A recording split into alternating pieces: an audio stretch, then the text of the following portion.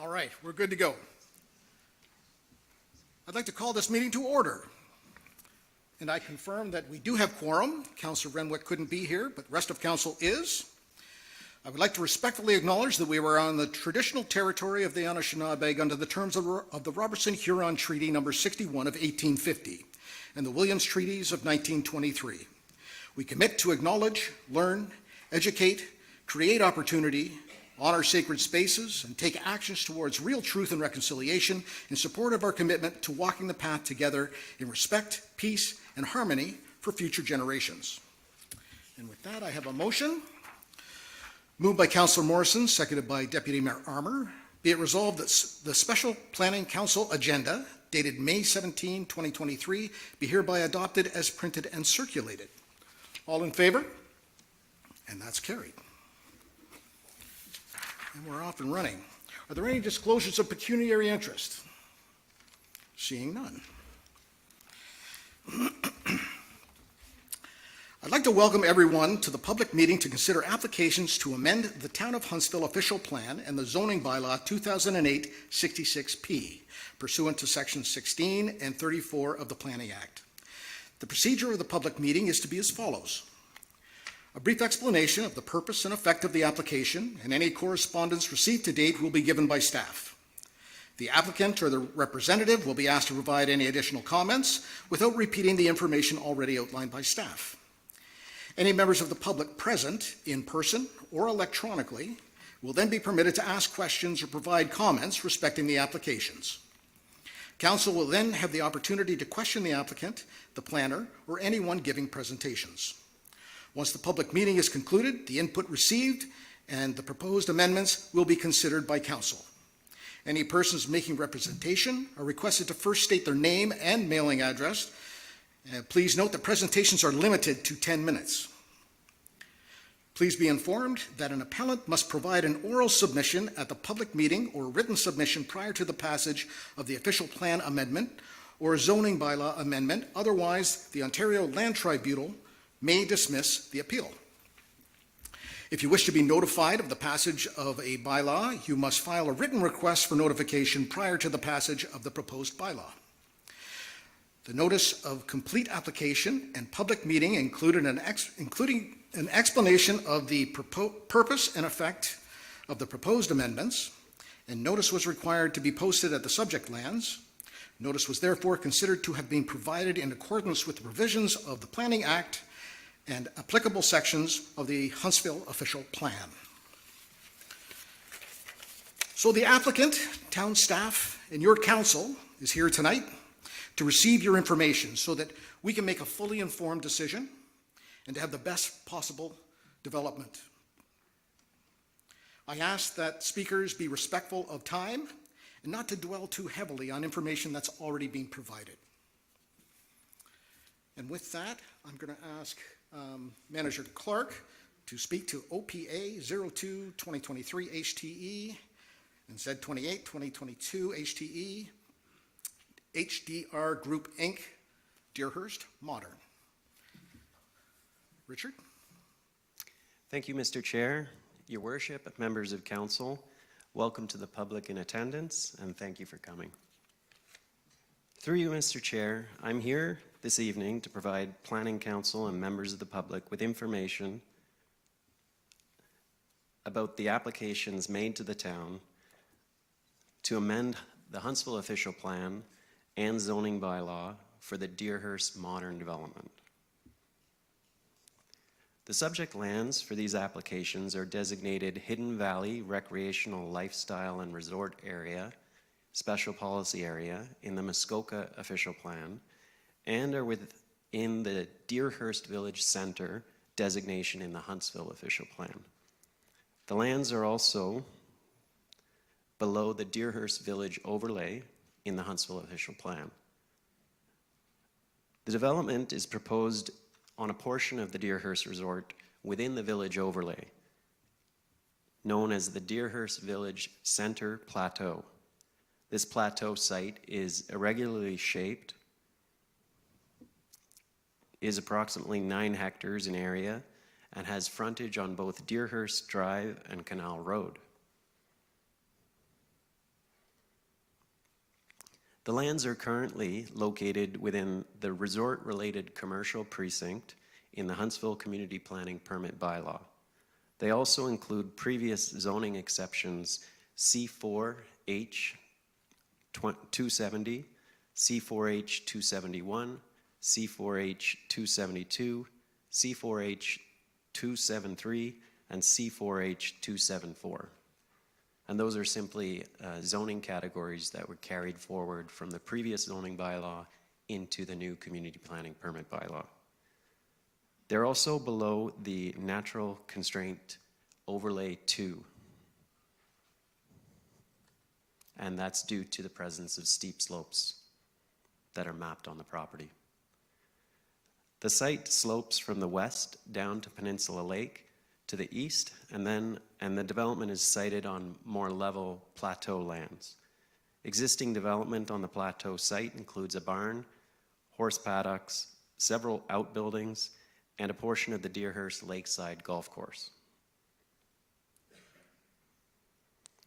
In order to understand the proposal, we have to understand a bit about the recent history involving these lands. And we're looking back to 2014 and 2015. Previous planning approvals granted by the town of Huntsville and the district of Muskoka for the plateau for this period include an application to amend the town of Huntsville official plan, to implement the Deerhurst Resort Village secondary plan, and that was official plan amendment number 9, a zoning bylaw amendment application, and a draft plan of subdivision application. These applications were advanced by the previous owners as part of their comprehensive vision for the future of the resort. The Deerhurst Village overlay and the Deerhurst Village Center Plateau sub-designation were first introduced through the Deerhurst Village secondary plan, as I just noted. And that was approved in November 2014, following extensive public consultation. The Deerhurst Village secondary plan was intended to provide policy direction for the continued growth of the Deerhurst Resort. To aid with this objective, a master concept plan was developed with a goal of transforming the Deerhurst Resort into a resort village. And according to the 2014 secondary plan, the village center concept would help the Deerhurst Resort continue to evolve and incorporate a central mixed-use village with new amenities to be the focal point of the resort. All official plan policies to guide development on the plateau site, the zoning provisions to implement them, and the draft approved plan of subdivision for the lands are tailor-made to support the development concept and phasing plan that's outlined in the 2014 secondary plan. And that's the same concept plan that's illustrated in Appendix 3 of the official plan. So on the screen there is the subdivision. The previous slides showed the zoning and the concept plan that's an appendix to the official plan. And here is the appendix to the official plan, which again is to guide how development is to occur in this area. The current official plan land use designations and associated appendix site and site-specific zoning standards, plus the plan of subdivision, consist of a multiple recreational resort development, including buildings oriented around a village square with 366 recreational resort residential units and a 150 unit resort hotel, and an at-grade commercial, retail, and personal service units in certain buildings. So there on the screen you see the way that this site is currently supposed to develop. The applicant is now proposing a refreshed, more modern vision of the plateau site, which they've dubbed the Deerhurst Modern Development. As has been noted in my report, this development consists of a recreational resort residential development consisting of 440 7 recreational resort units in 2 buildings, connected via a shared entranceway and supported by commercial uses, including a restaurant, retail space, and a pool. These buildings are to be operated as a hotel, with owners able to participate in a tourist commercial accommodation rental program operated by the Deerhurst Resort.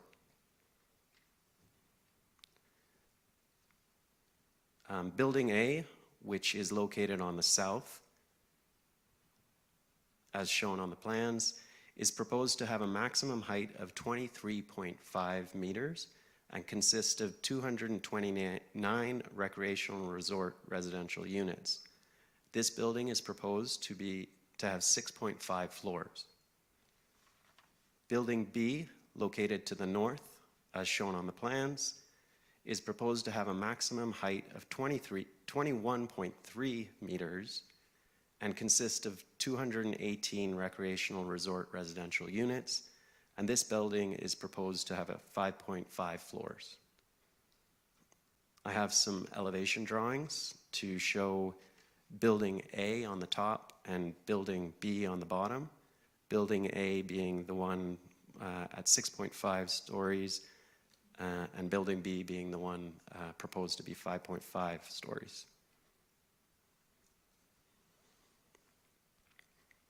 To facilitate the Deerhurst modern development, the owner has applied for an official plan amendment and a zoning bylaw amendment.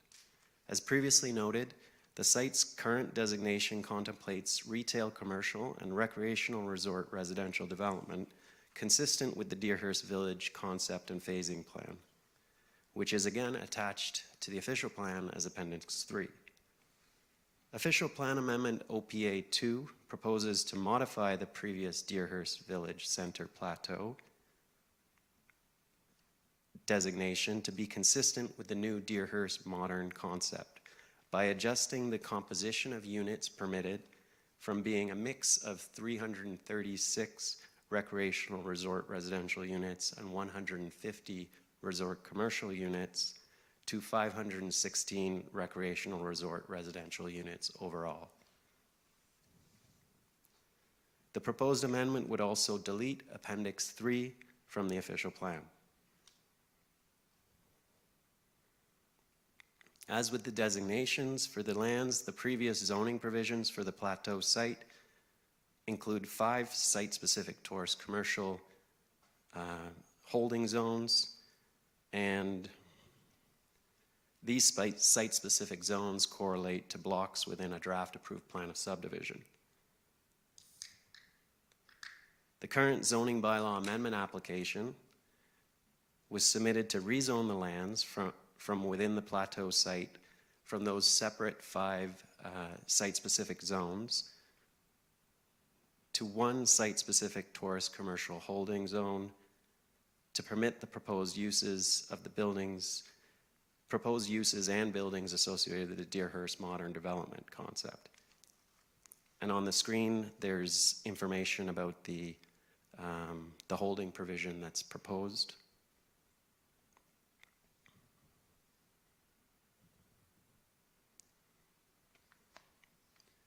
A number of technical studies, I gotta just find my place, sorry.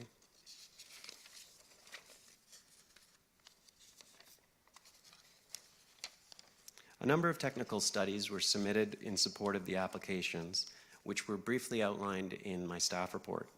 These studies were posted on the town's website for public consideration. All of the technical studies were submitted by the town to J.L. Richards and subconsultants for peer review purposes. The first round of peer review comments is now available and has been provided to the applicant for consideration and response. These comments are also posted on the town's website for public review. In regard to public consultation requirements, as Chair Stone has already noted, a notice of public meeting was circulated to all required agencies and adjacent property owners in accordance with the Planning Act. A sign has been posted on the subject property, and notice has been advertised on both the town website and the Huntsville Forester. Copies of the notice were also forwarded to lake associations and community groups affiliated with the Deerhurst Working Group. In response to the circulation, comments have been received from the District of Muskoka and the Ministry of Transportation, as well as various internal departments from the town of Huntsville. To date, we have also received 25 written comments from members of the public, the Peninsula Lake Association, Fairy Lake Association, Lake of Bays Association, and the Hidden Valley Property Owners Association. Some of those comments were appended to the staff report, and some of those which were received after the agenda was published have been forwarded to council. No concerns have been raised by agencies. The building department commented, noting that all buildings shall be designed to meet Part 3 of the Ontario Building Code and will require fire, water, and sprinklers on site. Fire, water supply, and sprinklers on site. Additionally, staff noted that a fire access route to meet Part 325 of the Building Code must be provided. Concerns received to date are primarily related to height and density of the development, the impacts of the development on resort amenities, and the longevity of the resort, the lack of shoreline amenities shown on the plans, and the potential increased traffic on surrounding roads and lakes. Water quality concerns have also been raised, as were comments about accommodation of resort employees. Some commenters also had questions and concerns about the supporting technical materials that were supplied. As noted, a copy of all the written comments have been provided to council. The applicant will be compiling a comment response table to document all the comments received and to document the responses. It should be noted that both official plan and zoning bylaw amendment applications are before you for information purposes only. In order to consider these and any additional public comments and concerns heard at this meeting prior to a decision being made. And I just wanted to take a few minutes to explain the next steps in the planning process for these applications. Once all public agency comments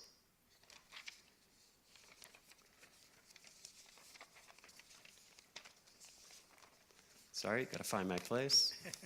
Once all public agency comments have been considered and any technical matters have been satisfactorily addressed, the next step is for planning staff to work with the applicant to prepare the final draft official plan amendment and zoning bylaw amendment for consideration by council. A staff report would then be prepared with a staff recommendation respecting both applications. Thank you for listening, and I'd be happy to answer any questions you may have. Thanks very much, Richard. I'll call on the applicant to make some comments.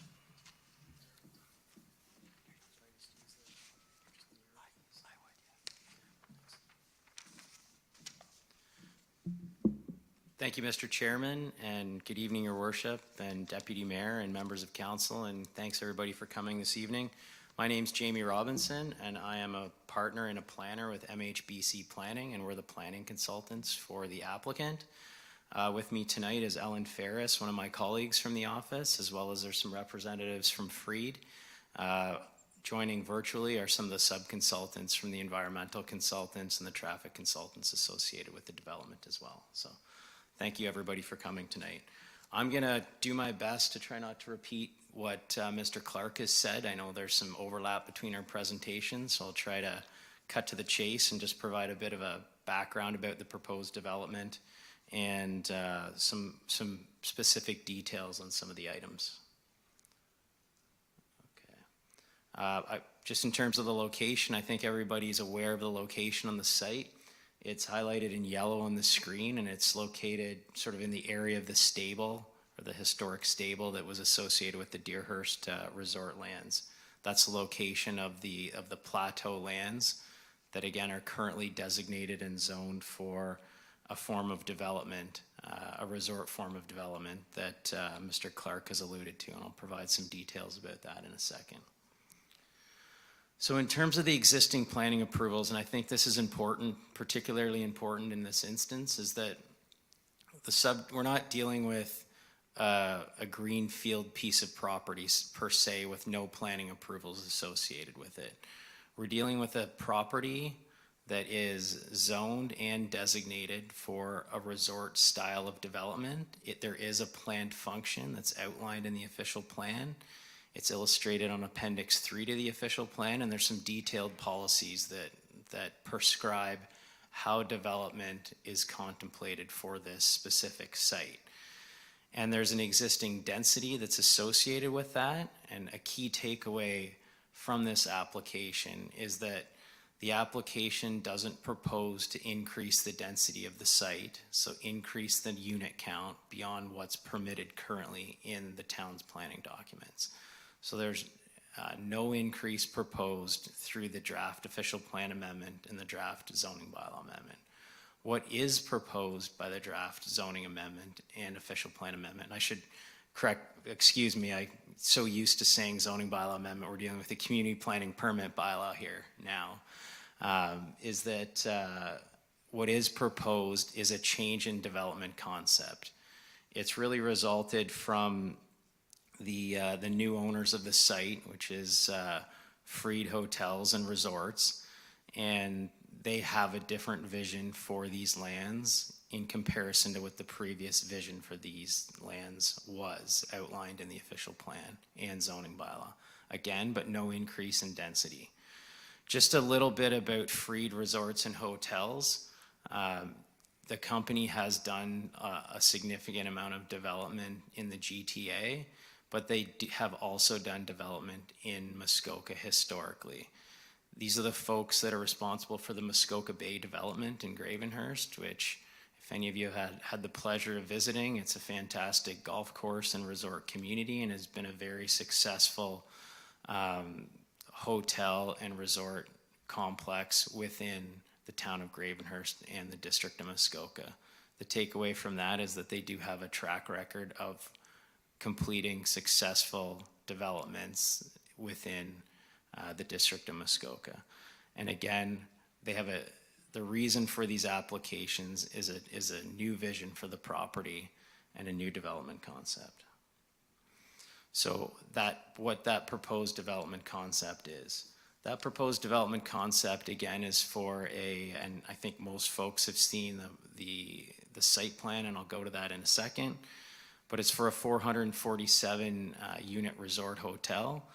As Mr. Clark mentioned, the maximum density permitted on the site is 516 units, so it's actually, again, less than what the actual maximum density is permitted. It's to increase, this proposal would increase the height of the building. I know that's one of the main concerns expressed by residents, and I'll provide some comments on that in a moment.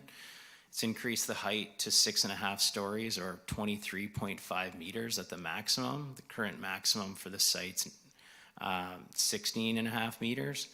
The Lakeside Lodge development is about 19 meters. That's an existing development on the property.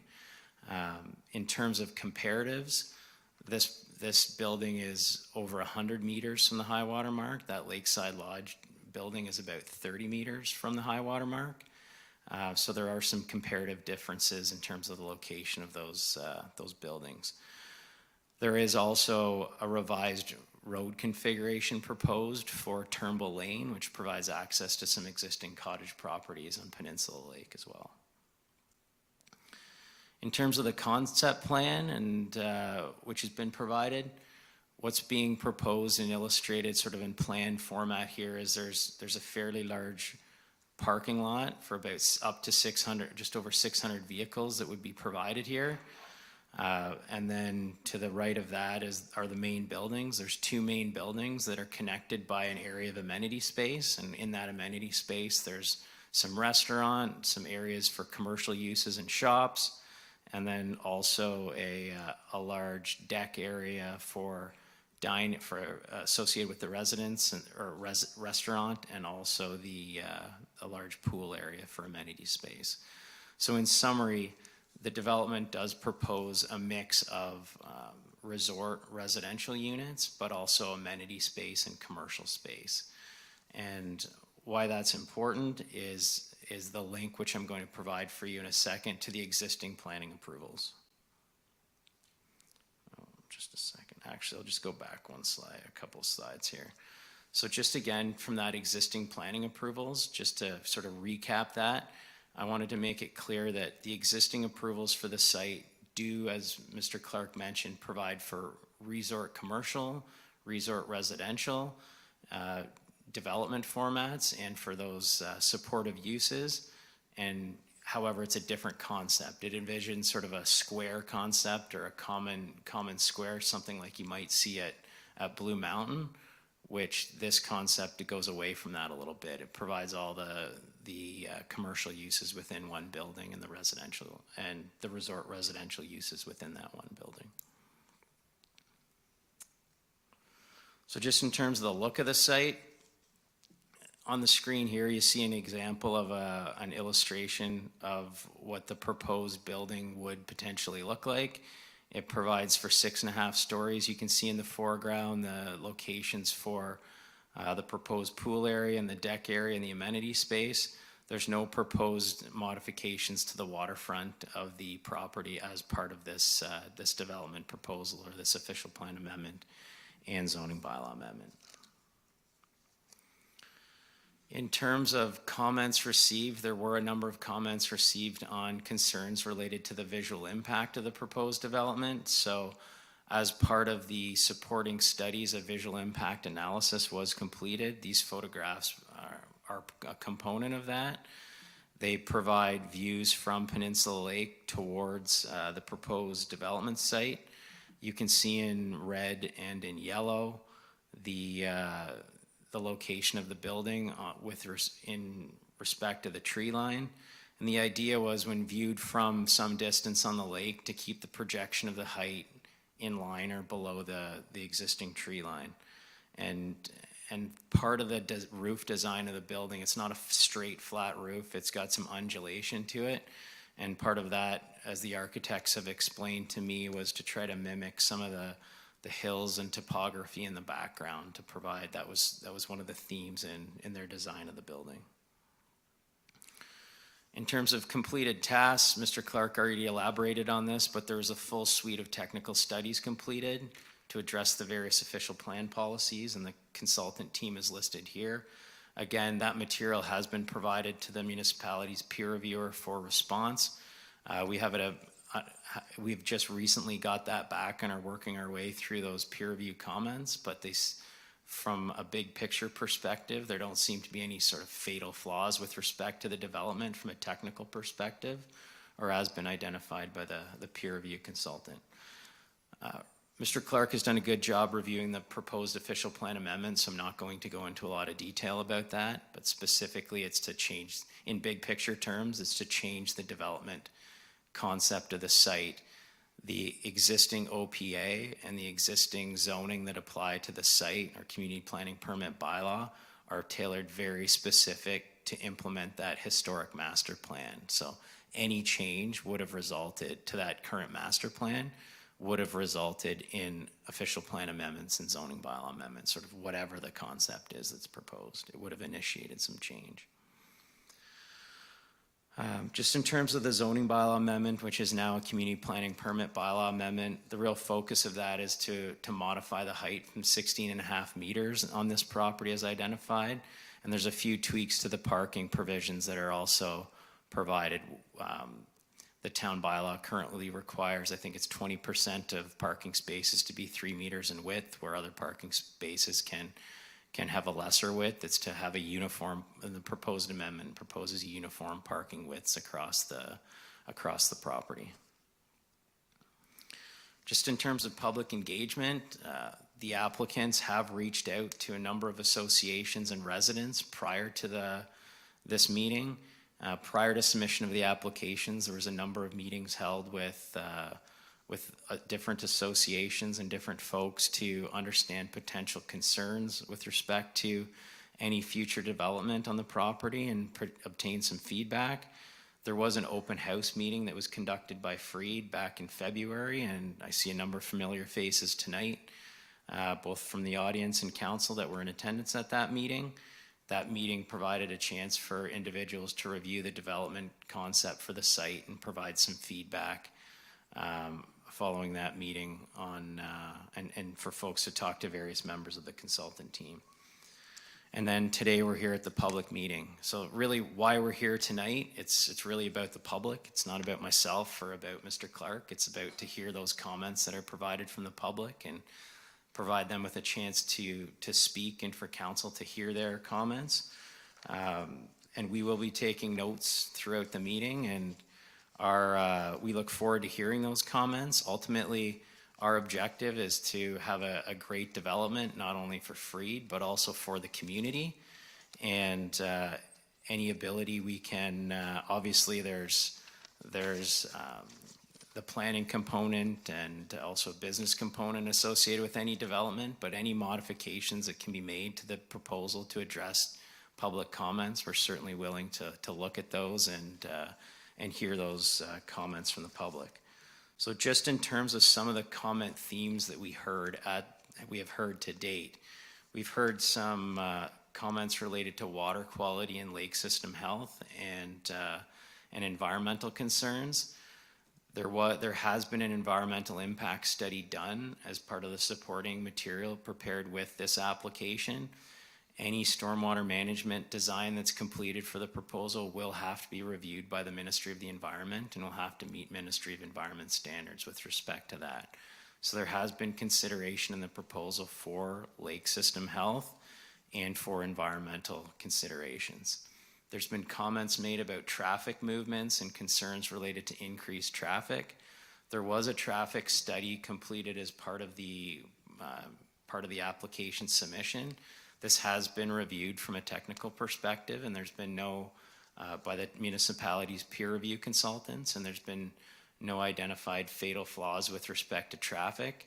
The key thing I'd like to point out with respect to that also is that the development concept that's being proposed is actually at a lesser density than what the official plan and zoning bylaw currently permit on the site, both from a commercial and from a residential perspective. So the planned function of the area already supports or anticipates as much or more traffic than what would be generated by the proposed development. So that's a key consideration. In terms of impacts on views, the proposed development, there was a visual impact analysis that was completed. Certainly any increase in height will have an impact on views in comparison to a lower building. That's a given.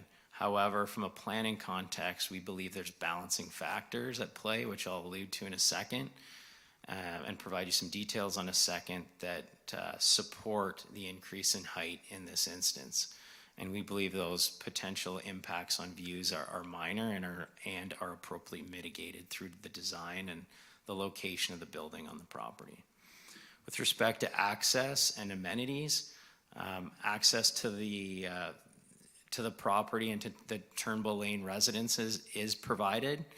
In terms of amenities, the development does propose additional amenities to those that are already provided through the Deerhurst Resort. So we believe there's an appropriate balance between amenities and between units.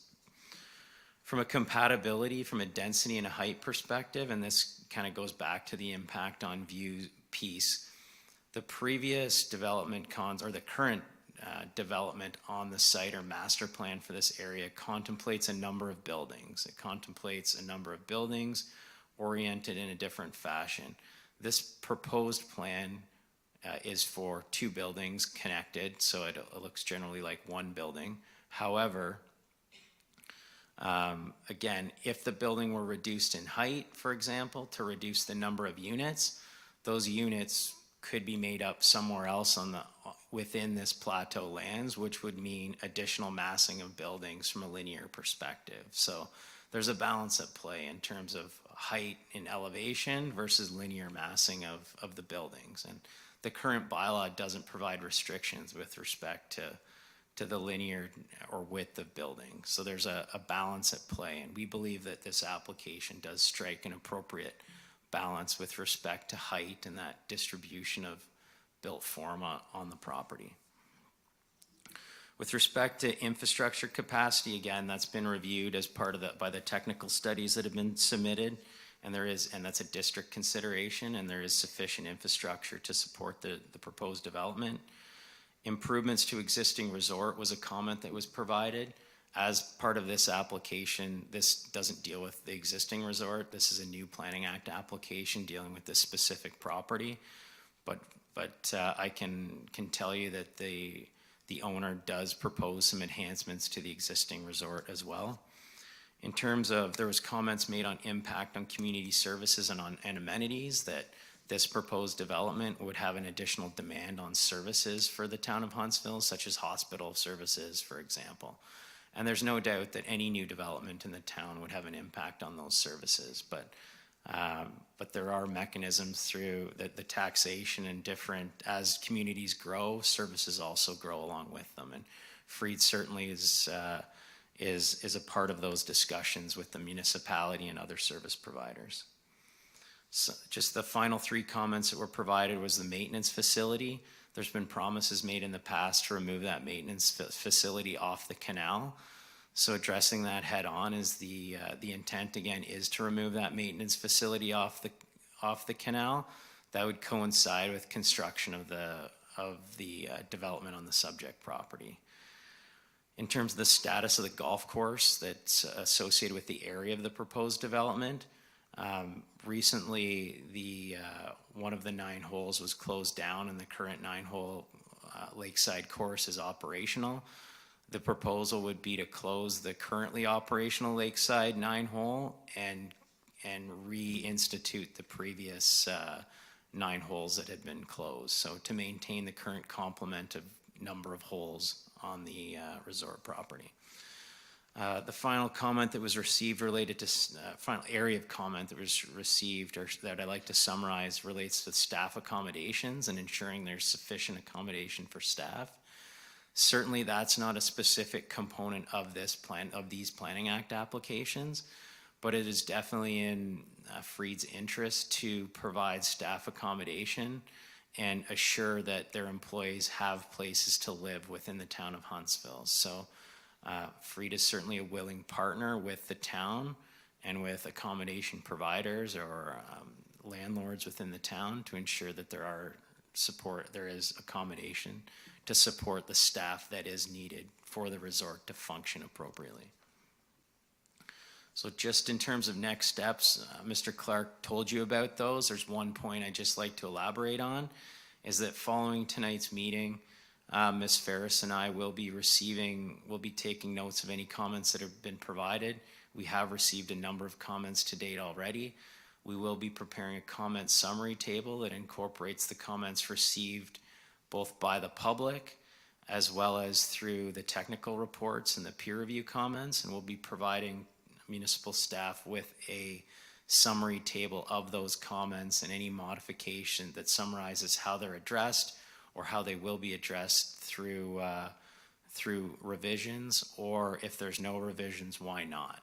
And we'll be providing that to Mr. Clark before they take that material and provide a recommendation report to council. So that, Mr. Chairman and members of council, that completes my presentation. I thank you. I was a bit long-winded, but it is an important subject, and we're here tonight to listen to any comments that are received and respond as appropriate. So thank you, sir. Fantastic. Thank you very much. All right, and as you mentioned, the point of being here tonight is to hear from you people. And so anyone that's speaking, we ask that you sign the pieces of paper that are on the edge of the stage here. And people online, we ask you to state your name and address, your mailing address, if you were to ask a question. All right, so to begin with, I'm going to go here to my right. Great. You may begin. Can we check can everyone hear me? Is that clear? Okay. Good evening, Chair Stone, Mayor Alcock, and councilors. My name is Susan Devens. I am president of the Peninsula Lake Community Association and also a member of the Deerhurst Working Group. I think most of you know that the Deerhurst Working Group represents all of the lake associations in Huntsville, as well as the neighboring community groups. We have read the Deerhurst Modern proposal in detail, along with the supporting studies and documentation. Our goal is simply to ensure good planning for the lake and for the Huntsville community. Tonight, on behalf of the Peninsula Lake Community Association, I will report to you on our meeting with Freed Resorts. Rob Hurst will speak next, addressing our key concern, the 7-story height building. Last fall, Freed Resorts invited us, along with the Deerhurst Working Group, to a briefing at the resort. We were presented with a general description of the proposal we've been talking about tonight, Deerhurst Modern. The owner of the company, Peter Freed, attended the meeting. While he told us he rarely goes to public meetings because, in his word, they can quickly go off the rails, we were very glad he made the trip north to meet with us, and it was a productive session. During the meeting, Mr. Freed asked, as the new owner, about his impressions of Deerhurst. He answered, quote, "It's shabby." He was telling us something that we and you already know. Deerhurst has been part of our community for more than 125 years. Many of us have worked, dined, or played golf at the resort. Some of our children were married at Deerhurst. We've danced at charity events for the hospital and for the hospice. But the spit, polish, and fresh paint that enhanced the resort 13 years ago when the G8 came to town has long since faded. So we on Peninsula Lake were excited when a successful Toronto builder and developer bought Deerhurst with a plan to return it to its former glory. We want a beautiful and a successful Deerhurst resort. We want to be proud of it, and shabby just won't do. As was mentioned just now, at that September meeting, Peter Freed committed to remove the golf course maintenance sheds along the canal. These have long been a concern and a sore point for our lake community, and we appreciate that commitment. We want the canal preserved and protected because it's a natural feature between Peninsula and Fairy Lakes. And just as importantly, it's a historic waterway where the steamship Algonquin used to run, steaming out of Huntsville, across the lakes, and opening up North Muskoka. I'd now like to share with you our perspective on the project. Not surprisingly, there are people on our lake who want no development at all, and we know that this isn't realistic. Our association, just like you, wants to find common ground and a balanced plan. But our research and our advocacy must be supported by accurate studies by engineers and professional planners. Late last Friday, as Richard mentioned, the peer reviews were published by the town. Our Penn Lake team spent much of Saturday digging into those reports. We were surprised to read that the reviewing agency, J.J. Richard Engineers of North Bay, found deficiencies in the Freed application, specifically those deficiencies in studies involving stormwater, in traffic, and visual impact. We expect the town and the district will complete their own due diligence to address and correct these deficiencies. Our goal is good development, and good development must enhance and improve our lake community and the town of Huntsville. We support investment in Deerhurst, but we cannot support development that clearly and dramatically alters our beautiful landscape and one that violates official plans. A 7-story building does just that. I'd like to now turn the microphone over to Rob, who will talk specifically about this important issue. Thank you, Susan. Let me just give this to you here. Chairman Stone, I can't see council. I'm sitting here with Susan. Can I just kind of look? Yes, you can. And could I maybe put the podium here so I can Absolutely. see you? Because I think it's important. I know Richard and the planning staff has spent a lot of time on this, but I can't see the staff. And before I begin, that'd be great, right here, okay? So I can see you and we can look at each other. Yeah, thank you, Susan. This is my person who looks after staging, Susan Devens. Thank you. Just before I begin, I think it's important to do a shout out to the Deerhurst Working Group, because over the last 10, 12 years, since Gil Blutrich came in and bought this resort from Massachusetts Mutual, they have built the Lakeside Lodge. And the Deerhurst Working Group was there involved in that. And then Skyline changed ownership. And I'm going over here because Marcia Rayo has been sitting with me going through, this is Marcia here, put your hand up. She's not a stage manager. Robert, if you could come over here and Yes, address I council. will. I will. But I think it's important, and I want to give a shout out to the Deerhurst Working Group because I want this council to know the serious interest that your community of Huntsville have taken. And we have had representatives from Lake Vernon, Ferry Lake, Mary Lake, Peninsula Lake, Woodland Heights, Hidden Valley, and the neighbors on the Canal Road and neighbors on the third fairway of the Lakeside Golf Course. And we have spent hours and hours and hours on this project this time. And I want to give a shout out to those folks.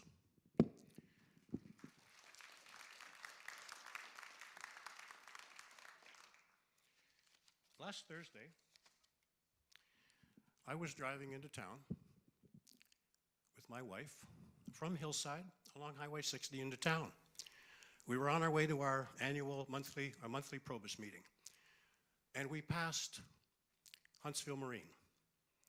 And as we were coming up to the Kawartha Dairy, I looked out over Ferry Lake, and I saw something that I had not seen on the far vista, the western vista of Ferry Lake. And it was a building 3 stories high. And I said to my wife, "What the hell is that?" It hadn't been there several weeks before. Now, you councilors will know that that building is part of the new development beside the old Waterloo Center. It's only 3 stories high, but in my opinion, it had already wrecked the vista as I looked out on Ferry Lake. We in Muskoka, we believe that this is a special place. And I know that all of you councilors believe Muskoka is a special place because of a single concept, a single idea, and a single theme. And that single idea and the single theme is our natural environment. You know what it is. Our lakes, our freshwater lakes, our hills, our trees and our forests and our landscapes, and the height of land going into the sky, our natural environment. If I was looking for a word, would the word spectacular be appropriate? Our natural environment? The natural environment, we're often told, is our economy. It is also our culture. And the natural environment is us, and it's why we live here and why people come and visit here.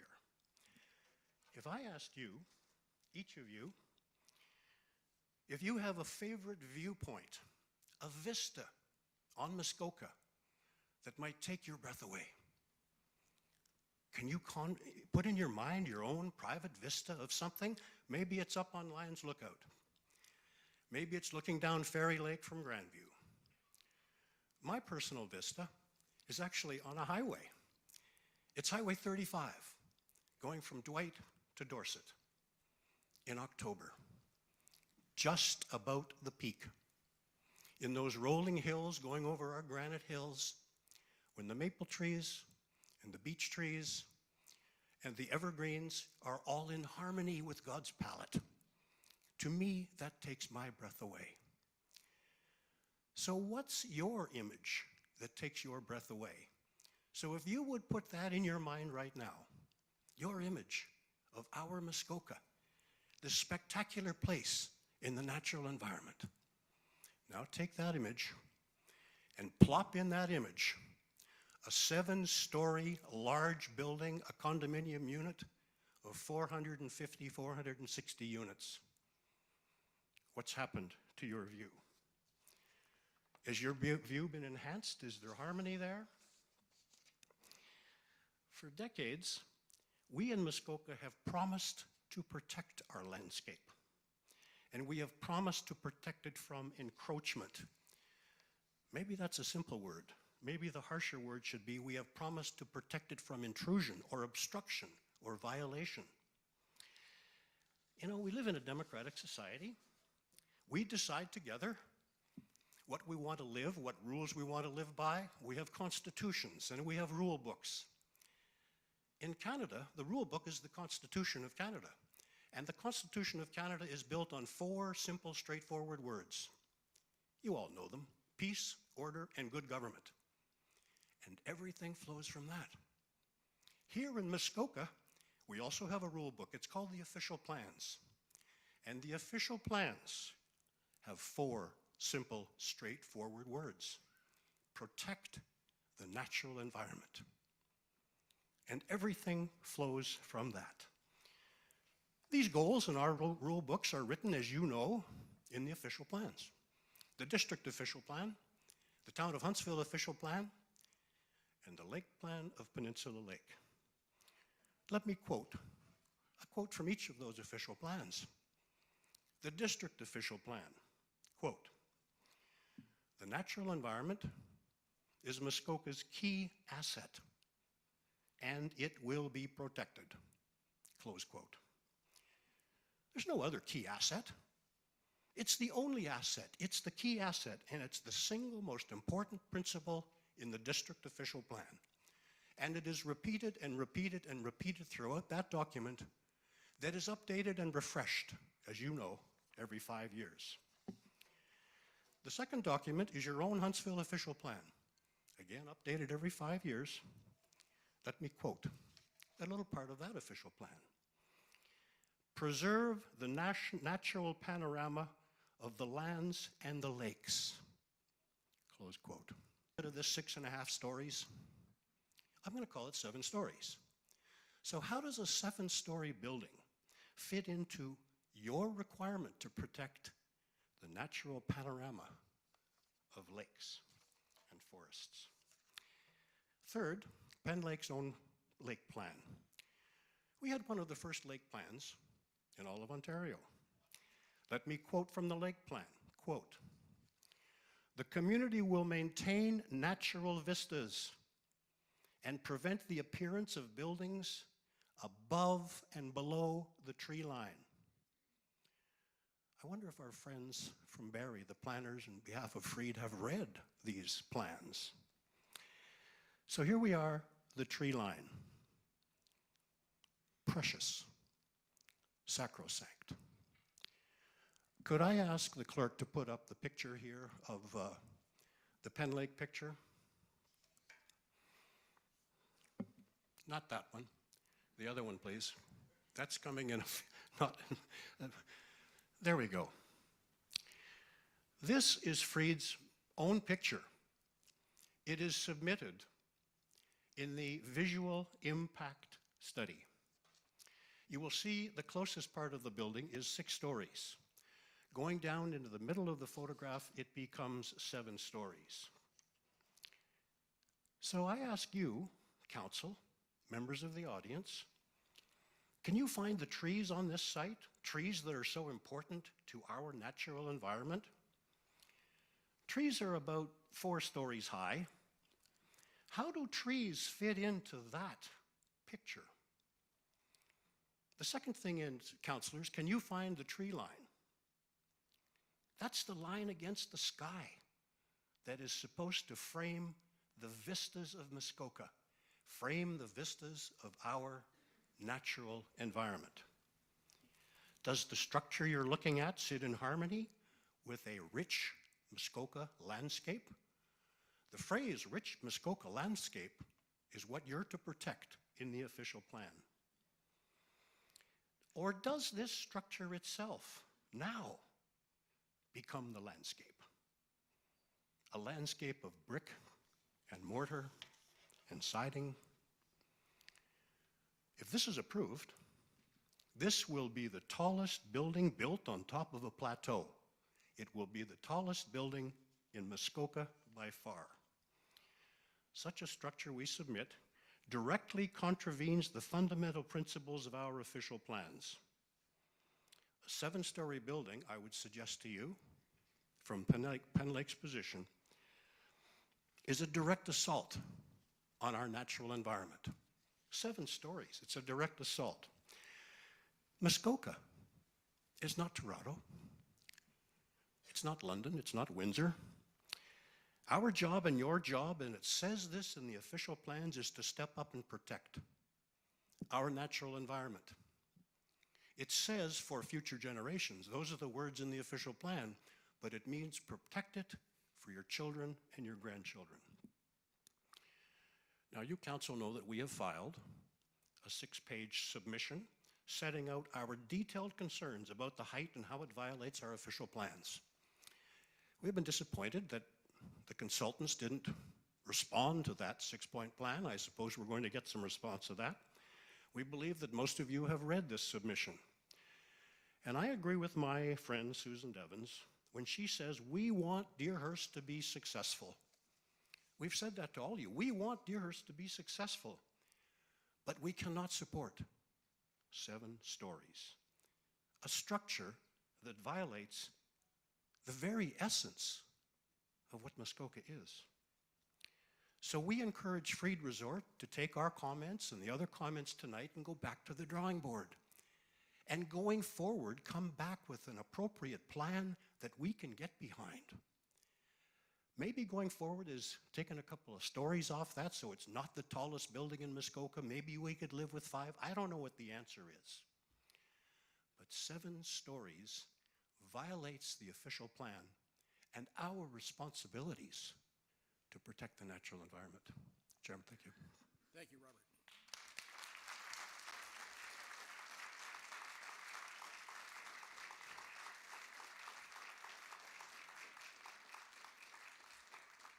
I'm now going to go to my far left.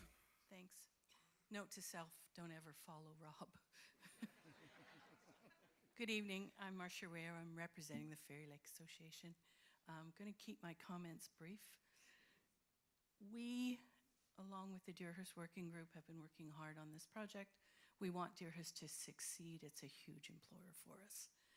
We do have the same height concerns that Penn Lake has voiced, but what we picked as our concern is the lack of plan for the waterfront. We understand it's not part of the proposal as written right now, but we do feel going forward a plan should be in place. And the reason I say that is in the original information we received in March-ish, there was a picture that scared the bejesus out of me. Could I have the Fairy Lake slide, please? That building in the background is the Deerhurst Modern. The rest of the stuff up front and the docking and the large pool on the shore was in the information. It's not there anymore, but that doesn't overweigh our concern. We just asked the council to consider that they're doubling their occupancy.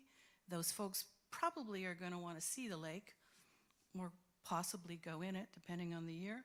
And I think it's important that as a group, we work together to make something a little more feasible than that particular slide. Thanks. Thank you very much.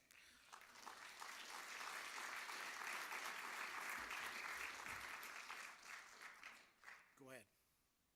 Good evening, Mayor Elcock, members of council, town staff, and Freed representatives. Yeah, sorry about that. My name is Graham Somerville. I'm the current president of the Hidden Valley Property Owners Association. The HVPOA represents 160 residents situated to the north and to the east of Deerhurst. The majority of the Hidden Valley are full-time residents, and there are a handful of short-term rentals. With me this evening is Lorraine Blondin. She is the past president of the HVPOA, and she has worked with the Deerhurst Working Group for a number of years, so I asked her to assist us in preparing this submission. I've been coming to Muskoka for over 40 years, but I finally wised up and made the move full-time to Huntsville about 5 years ago. We've availed ourselves of the amenities of Deerhurst, golf, dining, and cultural events, and has contributed to our family's personal enjoyment of both life in Hidden Valley and Huntsville. The HVPOA community is generally supportive of any investment that will contribute to the future success of both Deerhurst and benefit the community. However, and as outlined in the document that we submitted on Friday, we do have some concerns. Our main concerns are three. We are concerned with building height. We completely agree with the information that the Penn Lake Association has provided, the waterfront planning that Marcia has just mentioned, and we have a number of traffic concerns, which Lorraine is going to address. So with respect to the building height, the Penn Lake Group has articulated those concerns in its submission. We agree with these concerns, and in the interest of time, won't repeat that here. With respect to the waterfront development, while we recognize there are no planned changes to the shoreline for the development proposal, as stated on page 13 and 18 of the planning justification report, we have a general concern about the longer-term impacts of the shoreline due to the increased demand for usage by Deerhurst guests once the development is completed. It's unclear from our point of view what plans Freed has in this regard, and that's stated clearly on page 1 of that planning justification report. And on page 24, and I quote, "Owners of all recreational resort residential users will be required to have ongoing access to services, amenities, and recreational facilities provided by the resort. Thus, new unit owners would fully expect to be able to have access to the beach and other recreational amenities offered by Deerhurst. One would reasonably expect demand in this area of the resort to increase and more than double just by the fact that the number of units are going to more than double." So the HVPOA requests that waterfront planning be included in the proposal and that Freed collaborate with the Deerhurst Working Group to ensure a plan that allows access for all Deerhurst residents and guests, but minimizes impact to water quality, wildlife, and the neighboring residents. I'm now going to turn it over to Lorraine, who is going to discuss the traffic concerns that we have. Thanks. Good evening. My husband and I have been residents of Hidden Valley since 2012, living here full-time since 2017. I have been, as mentioned, the past president in the Hidden Valley Association and part of the Deerhurst Working Group. And I have been involved in a number of issues related to our neighborhood, and I continue to support our neighborhood in being a wonderful place to live, and also recognizing the importance of a rejuvenated Deerhurst, but not at the expense of our neighborhood. We have a number of specific traffic questions and concerns that we outlined in our submission. One of them is that the traffic impact study did not include the area of the Hidden Valley, despite this area being the alternative entrance and exit for Deerhurst, especially for guests who are coming from the Ottawa-Algonquin area and following their GPS. They come into our valley, they get lost on a regular basis. They go down Hidden Valley Road and turn around and ask for directions regularly.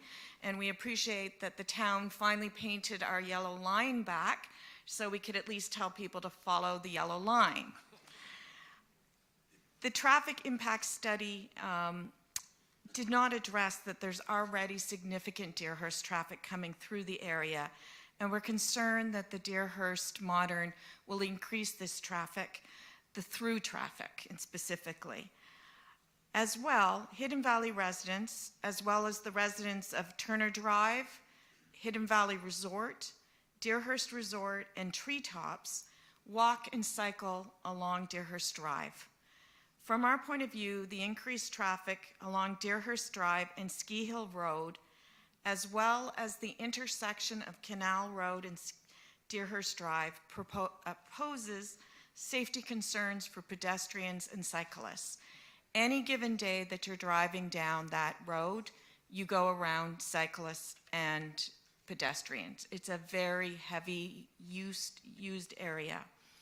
So we are asking some specific things from both the developer and from the town of Huntsville. So this is long-term planning for the town of Huntsville as well. We want to ensure that there's proper road shoulders all the way from Highway 60 to Hidden Valley Resort. Currently, the shoulders are paved from 60 to Deerhurst itself, but beyond that, the shoulders completely fall off. And given the number of pedestrians that you have to go around on a regular basis, increasing even more pedestrians makes it even more unsafe. We would like an improvement to the intersection of Canal Road and Deerhurst Drive. The traffic impact study said that there was no need for a change, but we see that there needs to be some improvement. We would also like an improvement to the intersection of Highway 60 and Hidden Valley Road, whether that is a traffic light or a proper left turning lane when you're going eastbound. We would like to restrict truck traffic in the Hidden Valley area during the construction phase.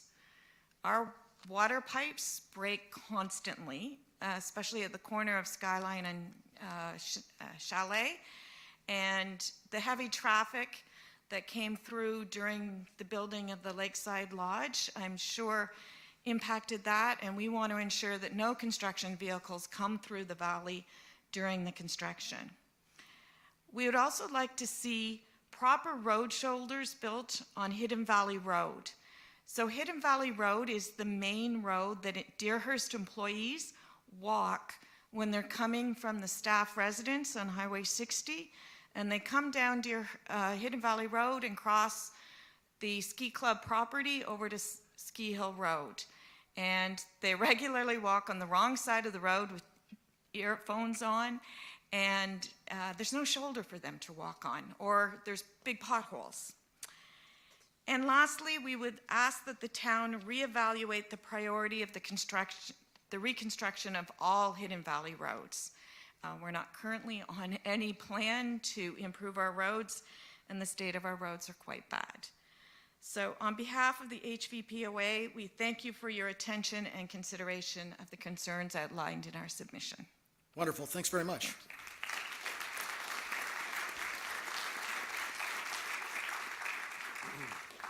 I'm going to go once more to my far left, and then I'm going to go on and we'll speak to anyone online, but you will have to raise your electronic hand to let us know that you want to speak. Go ahead, sir. Thank you very much. My name is Mark Pimlott. I am very impressed with the presentations from the lake associations and the homeowners groups to date, and I think that they raised some very good points. I'm very glad not to have had to follow immediately after Mr. Robert Hearst, a philosopher, a great communicator, and of course, I'm sure many of you know of his illustrious career. I'm a retired wildlife biologist. I first became familiar with this area.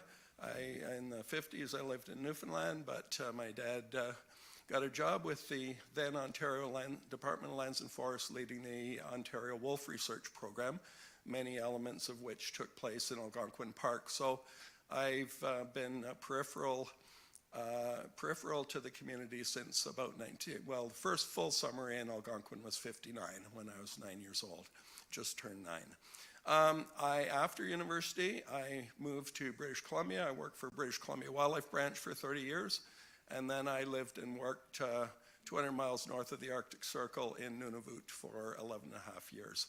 I am a resident, 1209 Highway 60, directly across from Deerhurst Adventure Park Road. So I am surrounded by the 760 acres or so of the Deerhurst property, and I'm a very happy neighbor of the Deerhurst Resort. I've read all the histories of Deerhurst. I think it's a world-class resort. I, though, do have to agree with the positions stated earlier. My focus, I've read the environmental impact study and environmental impact study update. and I'd like to make a few comments to do with that. I thought I might have 5 minutes. Please let me know. I tried to start my 10-minute timer, but I certainly don't want to exceed that period of time. But I'm very familiar with environmental impact statements, environmental impact assessments.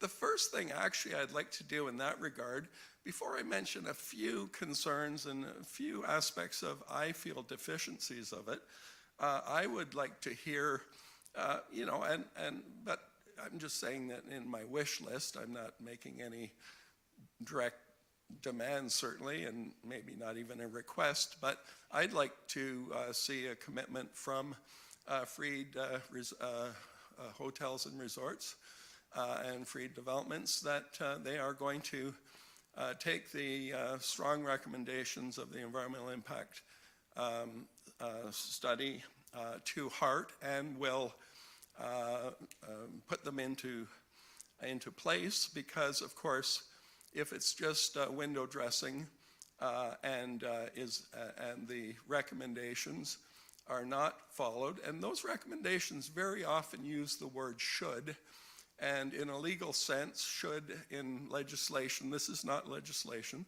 but should means must. And but they're saying should, their professional opinion, and I think that I hope that they will hire independent environmental monitor to ensure that the recommendations are brought into place. Now, on the two-page letter or page-and-a-half letter introducing the environmental impact statement from Burke's Natural Heritage Consultants, there is a sentence ending the second last paragraph. It says, "At this time, no impacts to the identified features and functions are expected as a result of the proposed works." And I believe that's an incredibly, I'm going to have to say, disingenuous statement, because the report goes on, I believe it's something like, I think it's close to 200 pages counting all the appendices, as to how to mitigate impacts. So I really don't understand when they say at no time, no impacts to the identified features and functions. So features are habitat features, and functions are ecological functions related to the interplay between organisms of all types, from, literally bacteria to the charismatic megavertebrates that we like to see around, deer, moose, and so forth. And then of course the table of contents even just, proves that statement is inaccurate or is whatever. So to deal with just two sections, section 6, which goes on only for about 5 pages, is the impact assessment, dealing with tree and vegetation removals, potential for incidental harm to threatened and endangered species, alteration of wildlife habitat, etc., erosion and sedimentation into natural heritage features. But then the really key section, not including all of the related appendices, is section 7. And it deals with the operations, how to reduce introduction of invasive plant species in particular during construction, sediment and erosion control, and then of course dealing with species at risk, barn swallows, 3 bat species. It deals with timing windows, turtle exclusion, and so on and so forth. And I've lived in now Lake of Bays and Huntsville for about 7.5 years since I moved down from Nunavut. And as I say, I believe that Deerhurst is a great feature, a great benefit to our community, although I would like to see the impacts of the proposed development somewhat mitigated. To me, the amendments to the official community plan and the bylaw amendments that were made back in 2014 or 15 seem very liberal to me. And certainly I believe it's about a 4-story building that was proposed in that slightly U-shaped building in the village center. And I would be much more supportive of the previous approvals than the current proposals. In terms of visual impact too, the one thing that I would like to add to, Mr. Hurst's excellent commentary is one slide that the representative of Freed, handsome gentleman right here, presented, showing the visual impact from the bay, and it almost is like that 6 or 7-story building is at water level. And this is the plateau development. I didn't have permission to be on site, so I didn't measure the elevation from the mean high water mark to the grade of the plateau, but it's what, 60 or 80 feet? I'm not sure. Maybe, I don't want to exaggerate, so that adds to the visual impact of that 23 and a half meter building, a little over 75 feet, I guess that is. And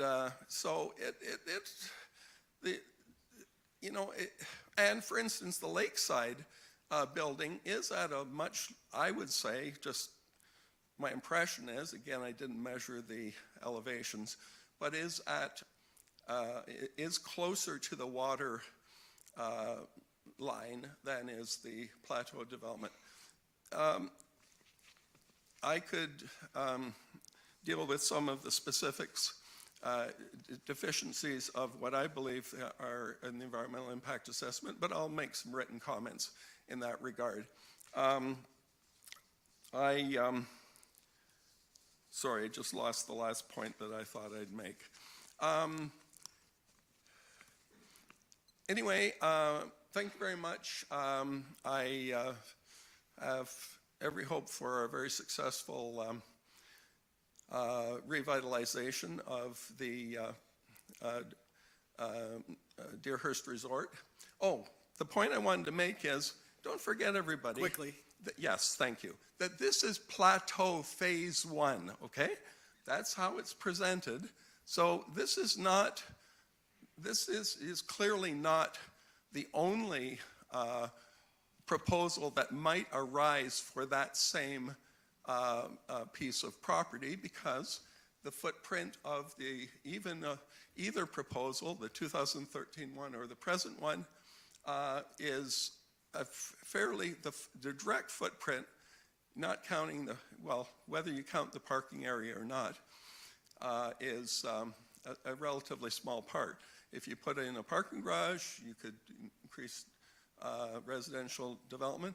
Oh, and the other last thing, if there is a way to put a porous parking area, because 600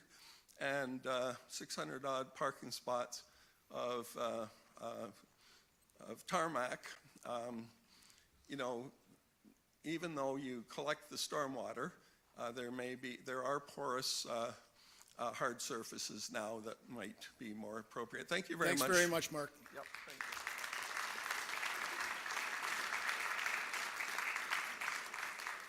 All right, I'm going to ask staff if we have anyone with their hand up online. Members of the public who are present electronically, please use the raise hand button to indicate that you would like to address council. And Chair Stone, I see one hand raised, so All we'll right. now bring them into the meeting. Bring them in.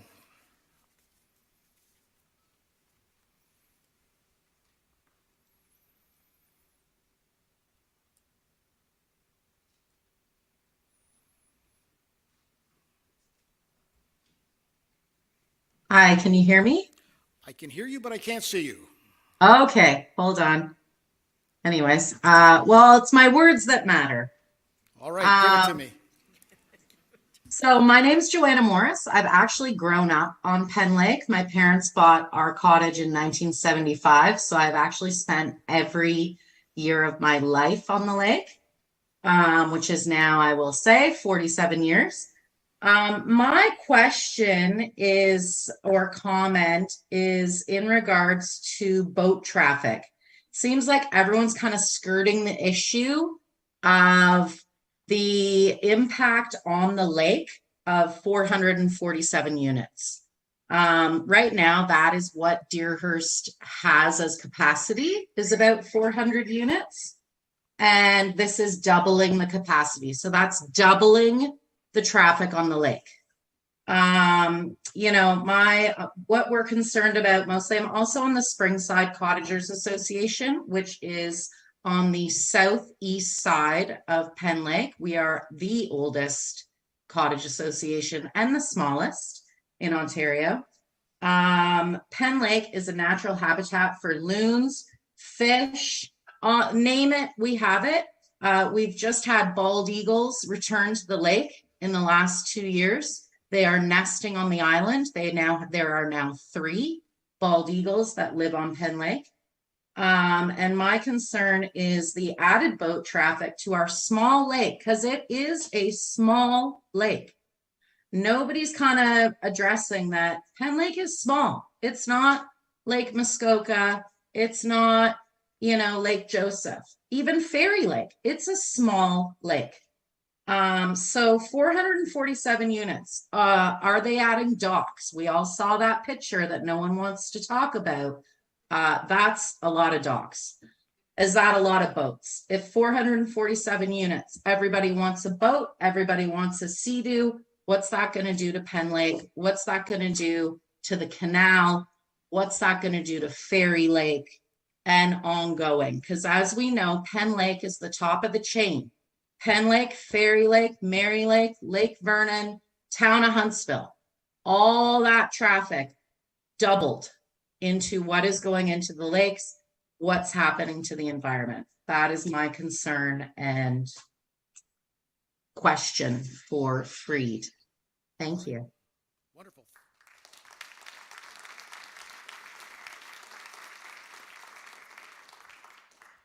Thanks for that input. I'm going to go to the floor over here. Sir?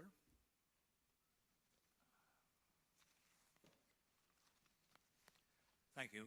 My name is Julian Smith. I've been here a long time. I rode on the Algonquin.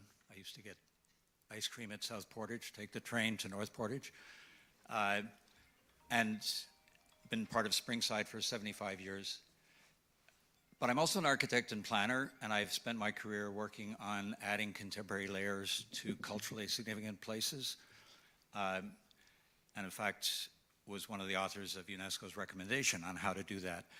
And I just wanted to say that the name Deerhurst Modern, I think, gets exactly to the heart of the problem I wanted to raise, because this is a modern building. The modern period in architecture was the 20th century. One of the problems with modern architecture was that it was a uniform creation of boxes in every city in the world. It led to big box stores. It led to a kind of tenement houses rather than low scale. And we were asked to look at the Byward Market 35 years ago. At that point, to get a building permit, you had to build 8, 9 stories. You had to acquire at least a third of a block. And one developer had done that. Nobody liked the development. The Byward Market was dying. We changed that bylaw and said, if you're going to add to this area, keep it 4 stories, 5 stories maximum. Keep the texture of the area, just build small. And the Byward Market began to take off. The high-tech community invested because they recognized that they could build something very contemporary, but it would fit in with the texture that was there. This building that we've seen tonight is not only high, it's immensely long. It's a scale that is urban. We designed a health clinic in Lanark, which is one of the poorest rural districts in Ontario, because people there would not go to urban hospitals because there were urban buildings that scared them. They were glass boxes. If they were sick, that was the last place they wanted to be. They wanted to see a rural sense of architecture. And if you look at resorts, Muskoka has one of the great traditions of resort architecture in Canada. And there's no reason why Deerhurst can't have added to it a kind of contextual development that reflects what has given Deerhurst its reputation, not only locally, but nationally and internationally. And building a modern 7-story, very large, enormous building it doesn't even belong in parts of downtown Toronto. It belongs in parts of downtown in sort of the suburban areas. And I can't see why, given that the density is not increasing, why the 4-story official plan bylaw starting point is not a reasonable point. There are great resort hotels that are 4 stories, possibly 5 stories. I think the Mount Washington Hotel. Some of the great, they're not 7 stories, and they're not square boxes that stretch for, I don't know what it is, 400 feet from side to side. I think that 4-story limit on that plateau site, if the old plan had the same capacity, why not simply work with that capacity, say, we will break it up, there will be more than 2 huge buildings, there might be 4 buildings, they could be connected with these multi-use pieces, and move beyond the modern to the postmodern. We're in the 21st century. There's a different style of trying to adapt to local materials, local climate, local technologies, local materials, and we're seeing that all over the world in beautiful resort areas. If you go to Thailand now, they build Thai resorts. They don't build the Holiday Inn that's a big square box that's 7 stories and 400 feet long. It just doesn't work anymore because people want something that is local and that's identifiable as local.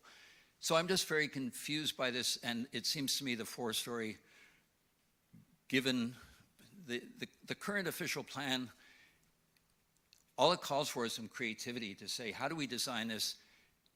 I'm not sure what the problem was with the previous one, but if they want things more connected, do something that way. But just adopt a Muskoka language and do something that fits into that landscape. And I think everybody will be the better for it, including Deerhurst. Thank you. Thank you, Ray. Excellent.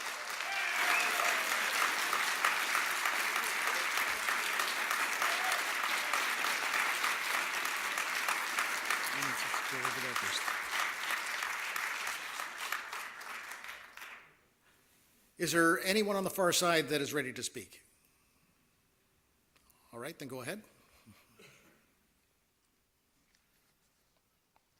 Good evening. I'm Dave Gordon, president of the Woodland Heights Community Association. I'd like to say that we share our support with the previous speakers and their concerns, and we certainly hope that you're all taking it in and go home and digest it, because I think there's a lot of really good ideas that have been presented here tonight. I'm not going to go over any of that, but for those of you that don't know where Woodland Heights is, we're south of Penn Lake. We're up over the hill. The primary, I would say, issue for us was traffic. And with traffic, always you have to talk about safety. And that's our lifeblood to the town, the highways. We come down Canal Road. We don't come into town any other way. There's about 120 homes up there in our subdivision. There are other people up in that area, of course, as well. I would say to you that, first of all, I'd like to put it on record. About 2 months ago, I submitted to Deerhurst 16 questions about traffic, all about traffic. I have not heard back from it yet. I was told I would. Maybe with the review that's just come back now, we'll get a more formal response, but a little disappointing not to hear anything. If I were to say anything that probably hasn't been said tonight, we heard a little bit about traffic. That intersection is important to us. I make left-hand turns on that street to go out to play hockey early in the morning 3 or 4 times a week. And when you make a left-hand turn in the wintertime there, that road is slanted and you slide, and I've got studded tires. So it's a dangerous intersection as it is now, and there will be more. I know I'm not supposed to have the studded tires, okay. I saw the mayor caught me on that one.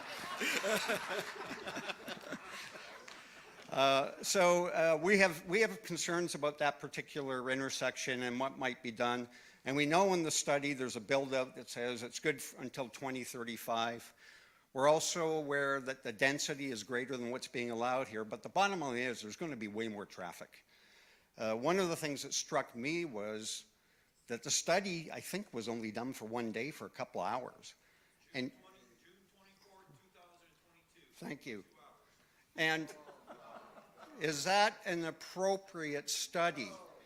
And do we have, you know, it would seem to me we're putting a lot of eggs in one basket there, that is what the number is without any points of comparison. So I would ask for that piece to be looked at, because I think it's important. The other thing is, I don't know what the weather was that day. If it was raining, the golfers weren't coming out, so the traffic would be down. I don't know that for sure, but is it a representative number? I don't know. And I don't know how anyone knows that on a single study for a couple of hours. The second point, and then I'll end. Coming back into our subdivision, when you come off of Deerhurst Road there, you've got about 3 car lengths, and then that's where the entranceway is going to be into this development. And there is no left-hand turn lane there, and we would ask that that be considered. It's going to be dangerous because people coming around the corner, they're going pretty quick. And whether they should be or not, they are. And it's a dangerous point, and it's going to be more dangerous. And I just wanted to bring that to your attention and ask that it be considered. Thank you very much. Thanks, Dave.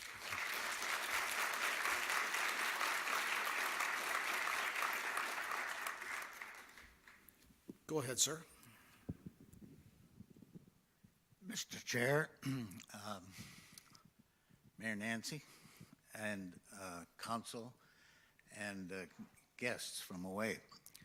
My name is William Allen. People call me Bill. I'm a little long in the tooth. I'm an octogenarian. I'm the eldest of 4 generations of my family who live in Huntsville. My grandchildren and great-grandchildren were born in Huntsville. I guess my grandfather was a developer of sorts. In the 1930s, he ran a boat between Huntsville and Mary Lake, where he was involved with development of Bible camps.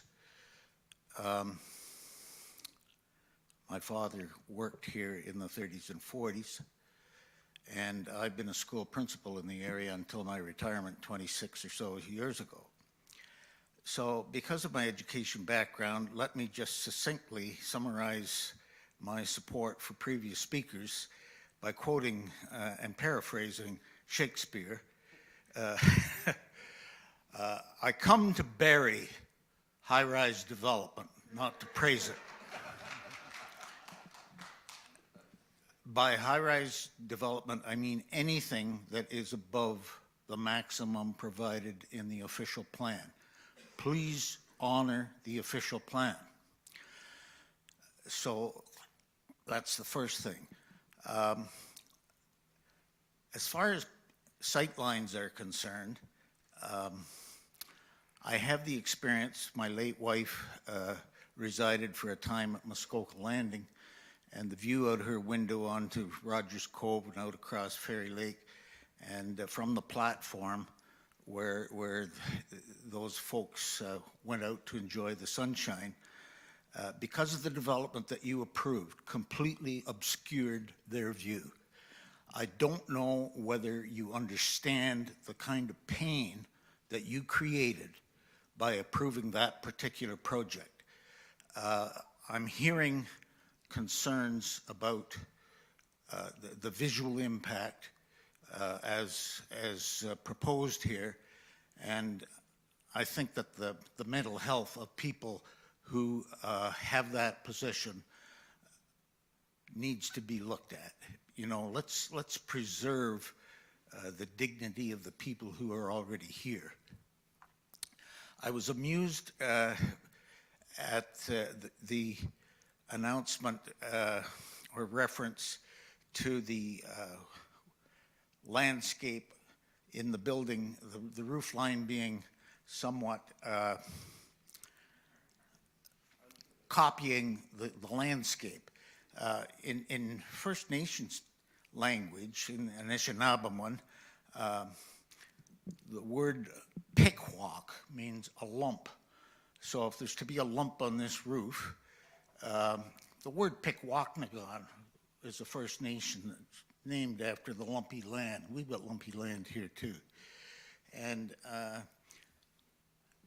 I think we also need to take a look at some of the more distant history of this particular property. And when Mr. Van Steddert did the survey of Brunel Township in 1862, he left the name that the native people of the day were calling the Fairy Lake area, and that was Mushkamekashik. Mushk is a marsh, Amek is a beaver, so beaver marsh. So the area between the two and Tashik concerns the area that divides the two lakes, so the very area we're talking about. And he mapped the portage that existed at the time. If you don't have that, if you folks don't have it, I'd be surprised you don't have it. I can provide it to you. I just think that we started this this session this evening with you reading that wonderful land acknowledgement, and there's statements in there about respect. Let's live the statements that you're making in the land acknowledgement. Thank you. Thank you.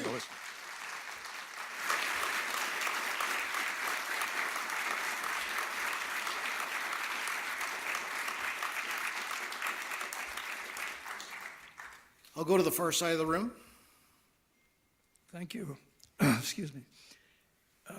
My name is Doyle, and I live on the peninsula of Peninsula Lake. And I'm not going to take a lot of your time tonight. I don't like the design at all. When I first saw it, I thought it must be Cancun. But I don't want to.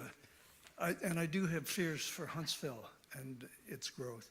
So listen to Julian and Rob. Rob spoke about bricks and mortar.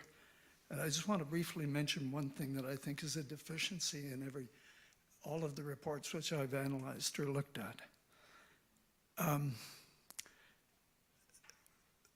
The freed people call it a new vision. And I know they have permission to develop an old vision or a vision, and he's not happy with that. But I guess when you boil it all down, however many stories there are, he's selling the view too. He's selling a view of nature and the lakes. And Penn Lake in particular, when you look at the entry into the resort, it's designed to be, I don't want to say the Taj Mahal, but it is like when you go to the Caribbean, it is like that sort of sense you get, a vista, and the water, and the sight of water, and nature. Here's my real concern, though, and I'll be quiet. In all of the studies, traffic studies included, they speak about traffic on the road, but the speaker that joined remotely raised the point about boat traffic and water use. It's a small lake. I won't say more. The big defect, I think, in the studies is the visual impact analysis all appear to be done during the day. And I don't see anywhere in the reports sufficient attention to the night impact, light and night. Because Rob talked about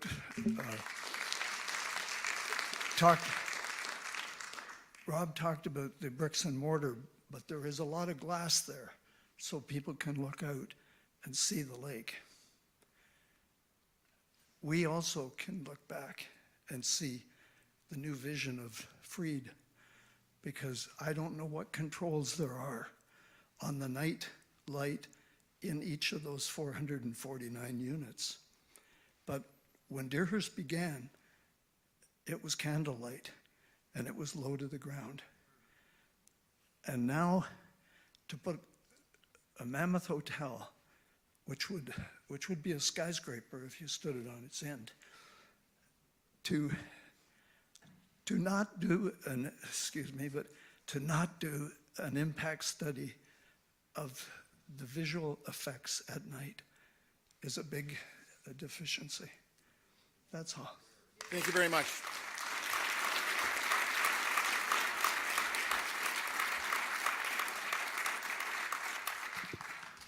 Thank you. I just have a couple of short comments, mainly supporting what we've already heard tonight. I've been on Penn Lake for 67 years, which is only half as long as Deerhurst has been on the lake. But I do think I know a little bit about what goes on here. I always wonder why we have official plans, and I worked on the Lake of Bays official plan and as a citizen, and we put a lot of work into that, and then people show up with, we'll say, money, and they're ready to change the plan. And I'm not quite sure that we should be changing these plans constantly all the time.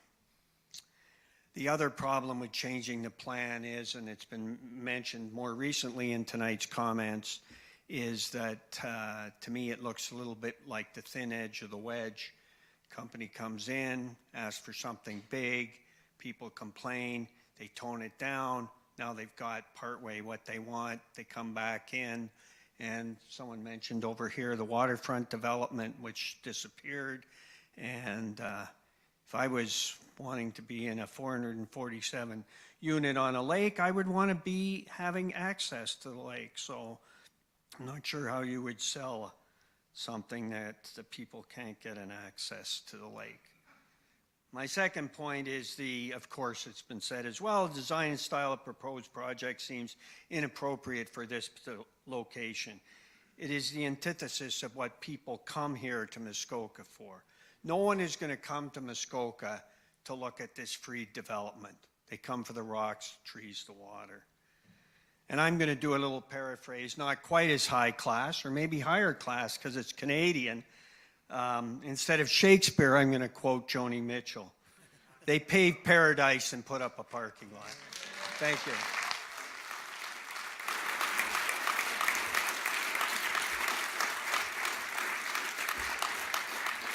Chair Stone. Thanks for Excuse that. me, Chair Welcome, Liz. Stone. Hi, I'm Elizabeth Excuse me, Stokes. Chair Stone. Yes. We did not get the name of the last speaker. Oh, I'm sorry, David Walker. Okay, You did write it down, though. Okay, thank you. Sorry about that. I thought everybody knew me.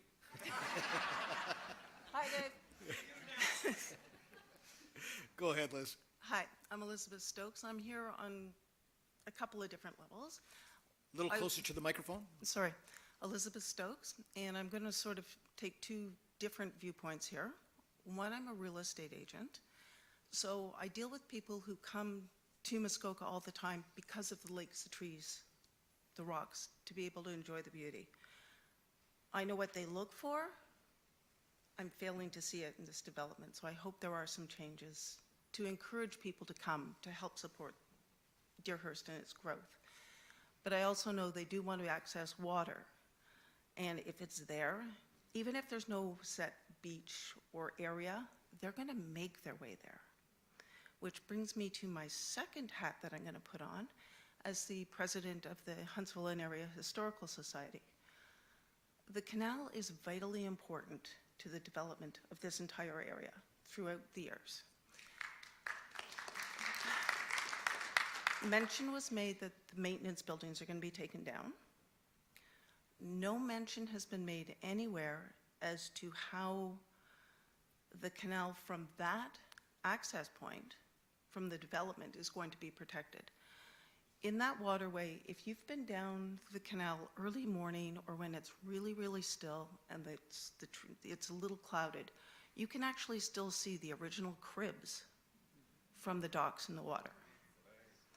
So as the Historical Society, we are deeply concerned that just through people trying to get down to the water or poking around, that those things too will be damaged and lost for good. Thank you. Thank you.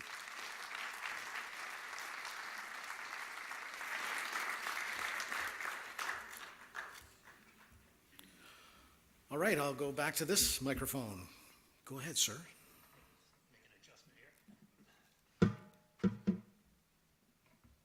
height restriction.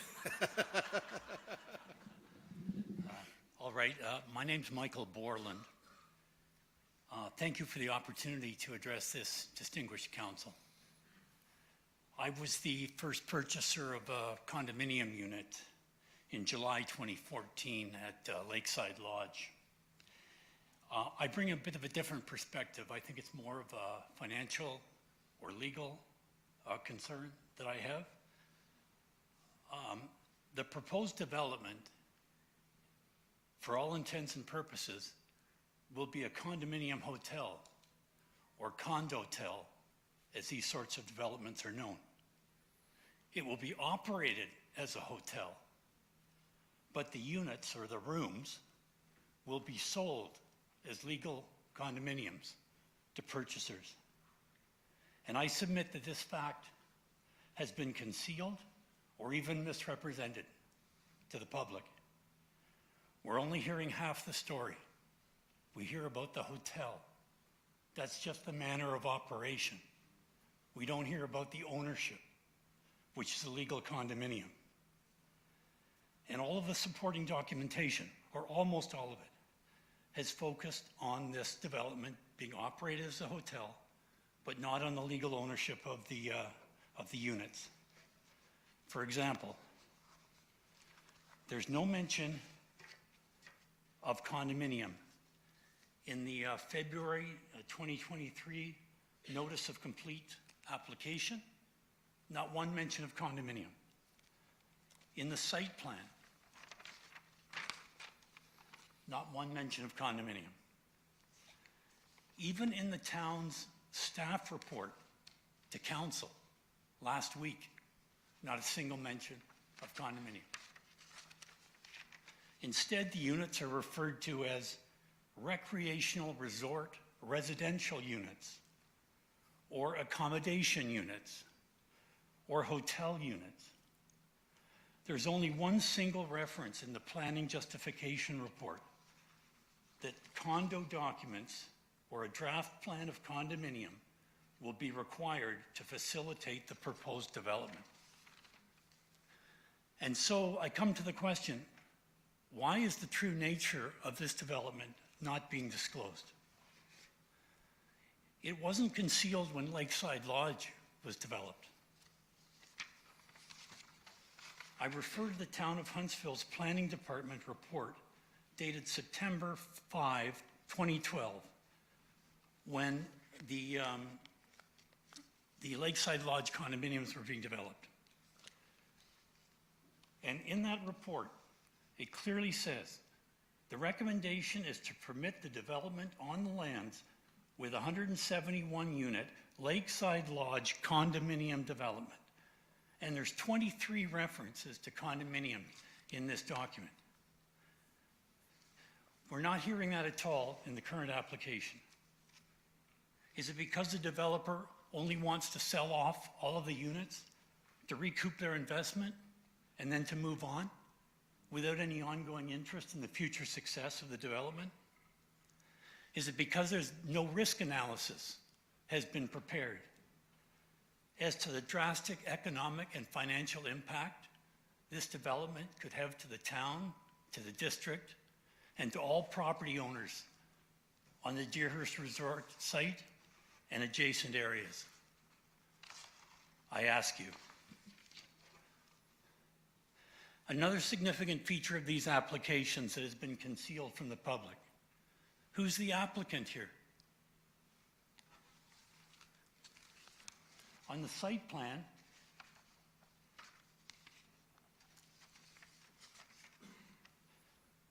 in the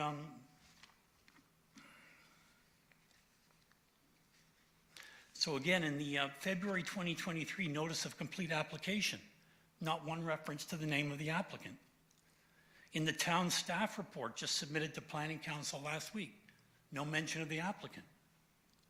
Again, that wasn't the case when Lakeside Lodge condominium development was being proposed. Again, in the Planning Department's September 2012 recommendation, 28 references to Skyline Deerhurst Resort, Inc. We knew exactly who the developer was and the applicant was. So why is it being concealed now? The site plan contains several logos, the Freed logo. And the authors of the visual impact analysis say they were retained on behalf of Freed Developments. And the authors of the functional servicing and stormwater management report and the traffic impact study say they were retained by FHR Deerhurst Condo 1 LP.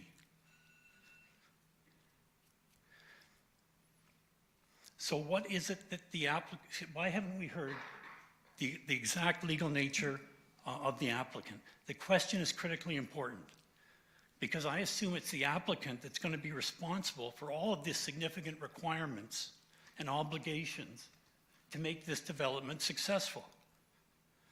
If the owner is in fact to be FHR Deerhurst Condo 1 LP, I assume FHR stands for Freed Hotels and Resorts. The LP stands for Limited Partnership. In a limited partnership, the legal liability of each partner is limited to the amount of capital that they've contributed to the limited partnership. So we need to know, who are those limited partners? How much capital is each one contributing? And is that capital sufficient to fulfill all of the requirements necessary to make this a successful development? None of this is apparent in the materials presented.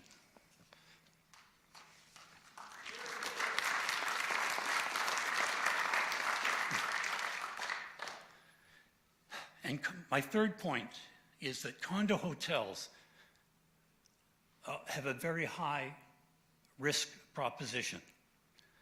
Developers make all to a manager who has to struggle to fulfill all the buyer expectations.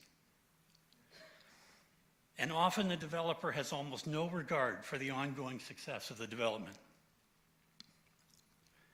And which, if any, Canadian financial institutions are prepared to grant mortgages for these condominiums, these 447 condominiums? Lenders have come to view condotels or condominium hotels as a very high-risk investment. This was even before the credit crunch that we're currently experiencing with high interest rates and the US bank failures. So a lack of financing is going to be critical in the ability to sell these units and in their resale market value. My fourth concern is that no risk assessment has been conducted on the potentially drastic economic and financial impact of this development on the town, the district, and other property owners on the Deerhurst Resort site and adjacent areas. The supply of condo units, 447, will far exceed the demand. And we have direct proof of that because it took 5.5 years to sell half of the condo units at Lakeside Lodge. 5.5 years. And here we have 3 times as many condominiums. So according to my calculations, it would take over 15 years just to sell half the units, all things being equal. And the majority of the proposed units, 68%, or 308, are studio units or one-bedroom units, which are geared towards speculators due to a lower price entry point. And the financial returns to existing owners in the Deerhurst rental program are going to be significantly diluted because currently there's about 67% of the Lakeside Lodge condo owners participate in the Deerhurst rental program. That's approximately 100 owners. If you put another 447 condo units into the Deerhurst rental program, that's 450% in excess of the existing participation. So these 4 factors together, the oversupply of units, the speculative nature of the buyers, the diminished cash flow from the diluted Deerhurst rental program, combined with a falling real estate market, creates a very high risk that resale market prices will fall drastically for all property owners throughout the Deerhurst Resort site. Owners' mortgages The balances will be higher than the resale value of their condominium units. Michael, that's 10 minutes. You can wrap it up very quickly. I respectfully submit that the town's planning department took 15 minutes and the developer's agent took 20 minutes in their presentations.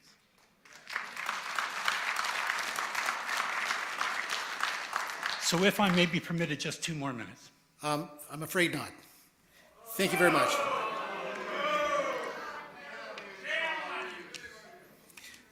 Thank you very much. If there's time at the end, we'll let you come back. I'm going to go to the far side. Now you scared me. My name is Verna Porter Brunel. I live on the canal. So I know what's going on and I know the traffic that we have. My in-laws bought the property in 1921 and we are now 4 generations on that property. So we've seen a lot of progress. We've seen a lot of things go on. We're not against progress, but if anybody travels the canal, and I'm sure a lot of you have, the traffic is unbearable in the summer. I have learned different language from people who have hit the cribs and lost part of their motors. We have learned all kinds of language. It's very difficult for 2 boats to pass each other. There's a lot of kayakers and a lot of canoes on the boat right now, on the canal right now. Not right now, but when the weather gets better. My grandkids, my son lives on the same property as I do. My grandkids swim, and it's a safety issue as well. So put 400 more people with boats going through the canal, and on top of that, it's a big treat to leave Penn Lake through the canal to go into town to have an ice cream. So don't tell me that they're not going to have boats going through. The traffic, the road traffic is the same thing. We live right at the bridge and we're halfway on the canal. For me to get out of my driveway, somebody talked about the Woodland Estates, how busy it is. Well, try and get out of my driveway sometimes. Traffic coming in off the bridge and coming through. So my biggest worry is the canal because, like I say, we've been there, not I have been there since 1921, but the family has been there, and it's a worry to me. They talked about it in the first phase, how they wanted to put docks on the canal, and I was at that meeting, and I got up to the mic, as I did tonight, and I protested against that because there's no room. There's hardly any room for boats, let alone start putting docks and stuff. So I know my son is going to tell me to sit down because he didn't even want me to get up. But anyway, living on the canal, I know what it's all about. So please take that into consideration because with that many more people, it scares me. Thank you. Wonderful. Chair Stone? Chair Stone? Chair Stone? Yes. I just want to make mention that there is 2 hands raised online, and if it's okay, I would like to bring one of them All right, in at the we'll moment. go to someone online right now. Thank you.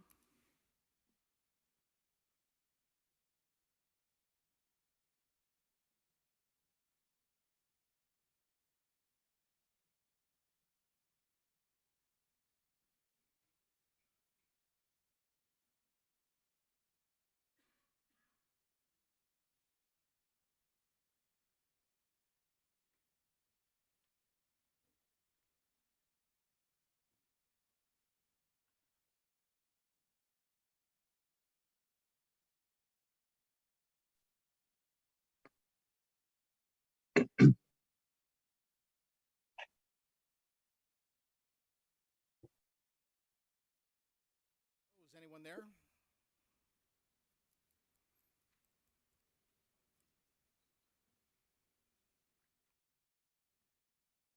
Hello. Hello.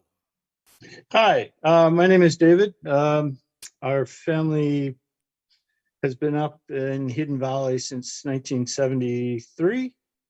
I have memories of the previous owner, Mr. Waterhouse, and when they did a large renovation on an addition development on Deerhurst back in the 80s. I sent in a message through the chat system about this. Essentially, there was a massive amount of dust that was created during the construction phase due to the earth moving equipment that they used. I suspect there's even going to be more with this project because it's a much larger development. But it created a huge, massive cloud of dust because the vehicles create like a talcum powder going over the earth repeatedly. It had massive amounts of runoff into the water. They finally, after about 6 months, installed silt booms, but that wasn't until everything really clogged up in the water, and the water all turned brown throughout all of Penn Lake, pretty much. I'd like that not to occur, that becomes a noted part of the environmental so that it can be addressed before the construction starts and put those measures in place. And that may be things like having a water truck come through and spray down the earth so that it minimizes the amount of dust that's being kicked up constantly, keeping the vehicles at a slower speed to minimize the amount of clouds that they create. And that was just from history. So that needs to be kept in mind and addressed. And that would be very appreciative. All people in the entire area would appreciate that.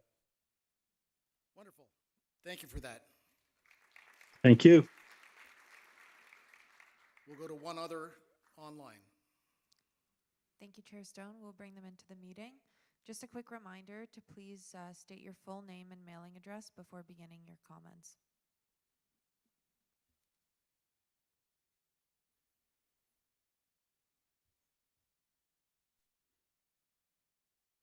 Hello, can you hear me? I can. Great. Hi, everyone. My name is Russell Verbeeten, and I am on Peninsula Lake. Did you need more information in that? No, that's fine. Okay, great.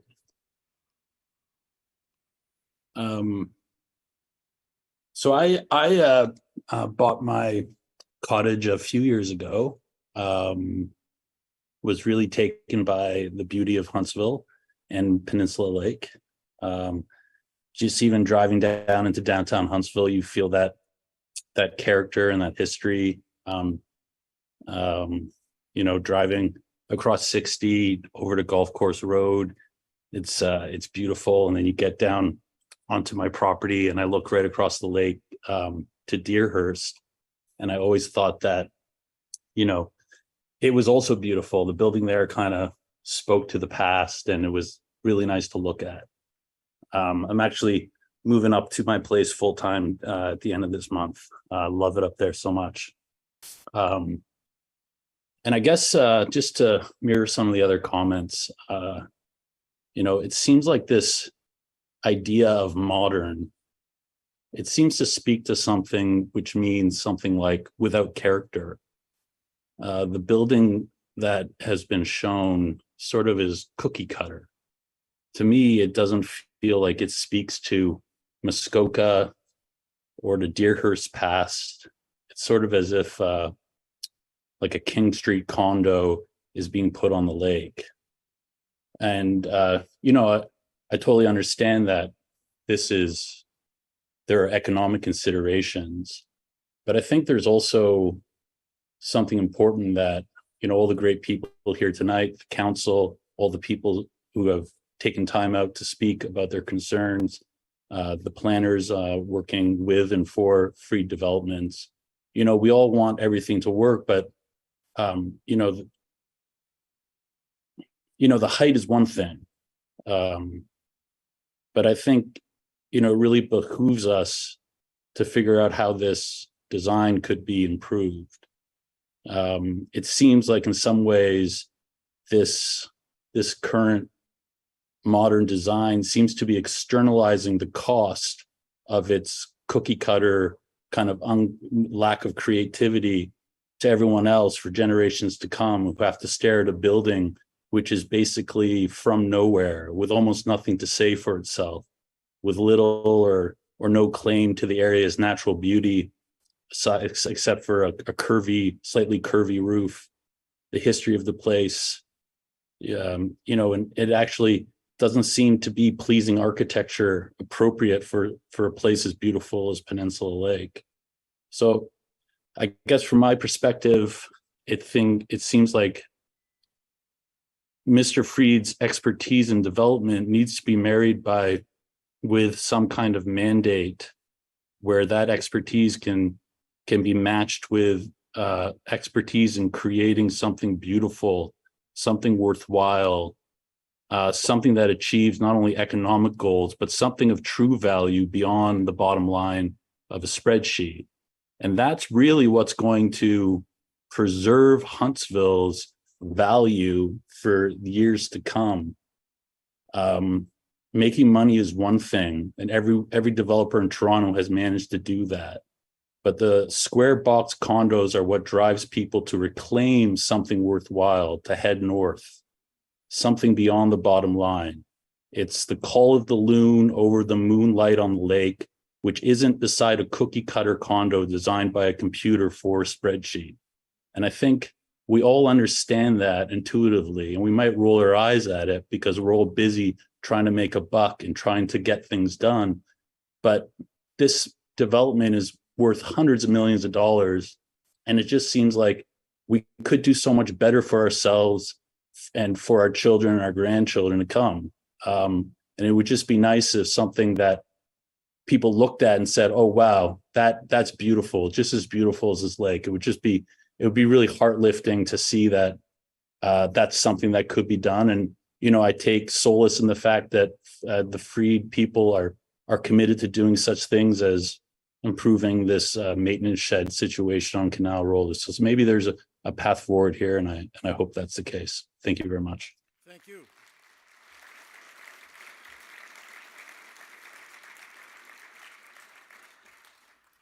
I'm going to go to someone over on this side. Hello, esteemed panel. Very nice to meet you. And my name is Kathleen Teed.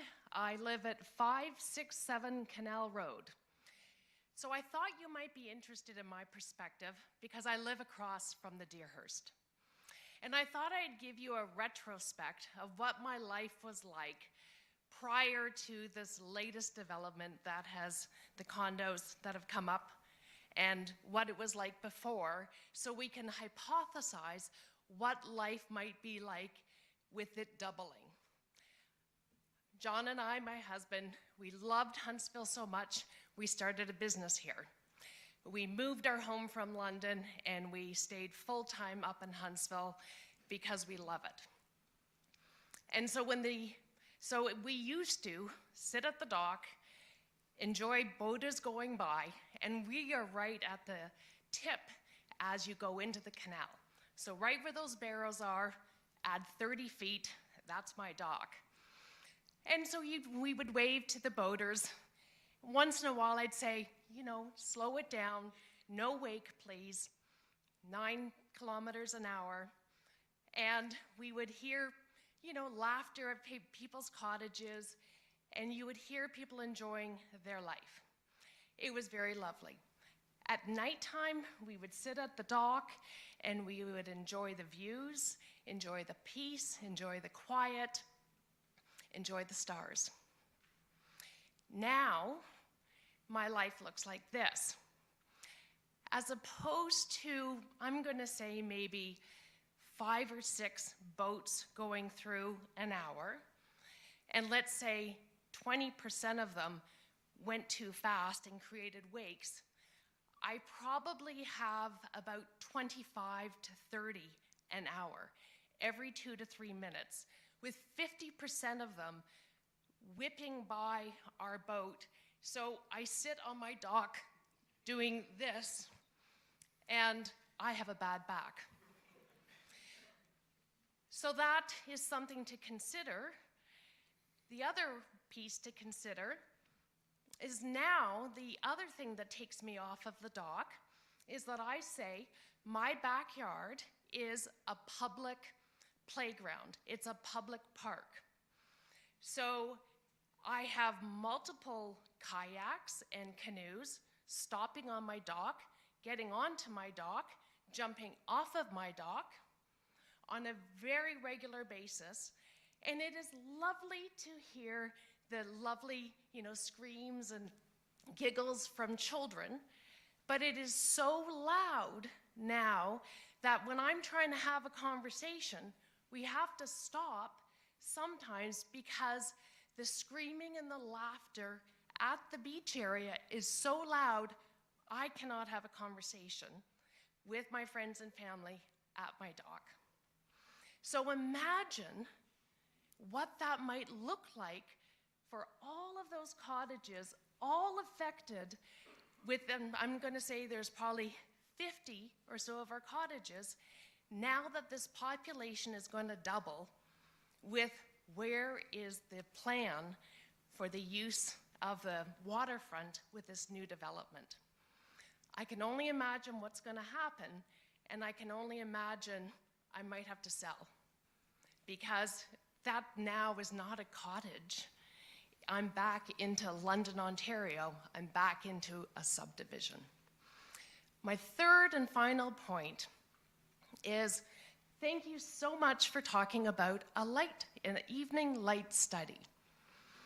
So we look onto the lake, and we have to now purchase knockout blinds because the lights are so bright and so high and so plentiful that we cannot sleep at night because of the light interruption coming from tennis courts that stay on when they aren't supposed to be off, from all of the lights at the Deerhurst Hotel, the original one, and now the ones at the waterfront condo area.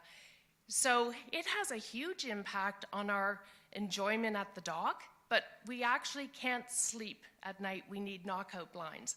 So it impacts people's quality of sleep, not to mention their quality of enjoyment of the beautiful evenings in Muskoka. So please, thank you so much. And I invite you all, please come to my home. Please come and have a beverage on my dock, come in the evening and experience what this is like right now before you make your decisions on what things could look like with 450 more. Thank you. Thank you.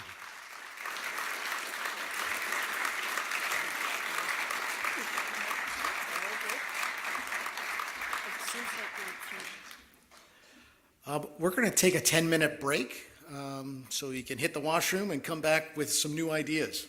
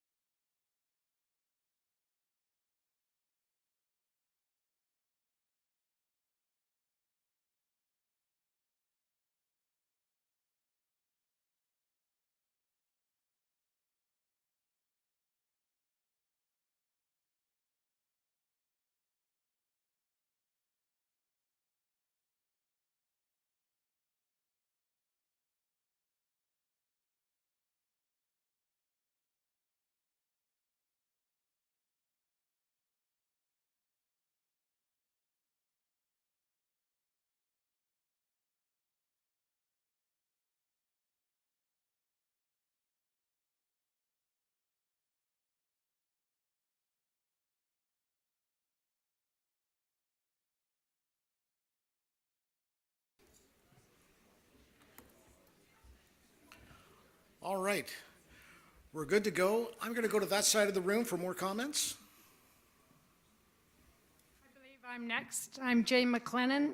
I'm now on Lake Vernon at Vernon Reach. Prior to that, we had a cottage on Peninsula Road at Port Sandfield. I don't have to imagine what the impact on the environment will be.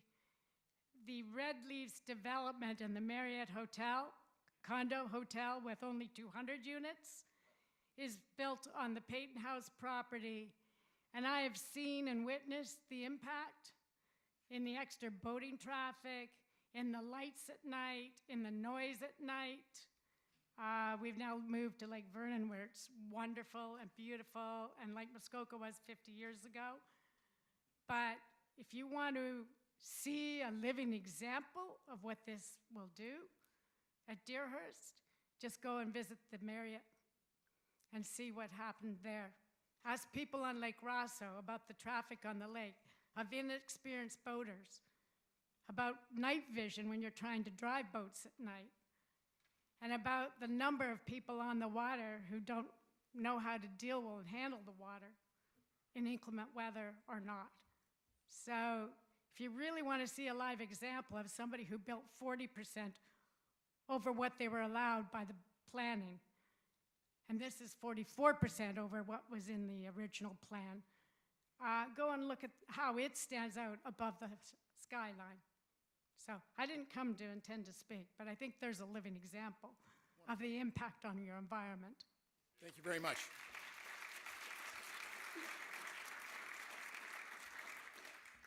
Is there another commenter on this side? We have a gentleman here.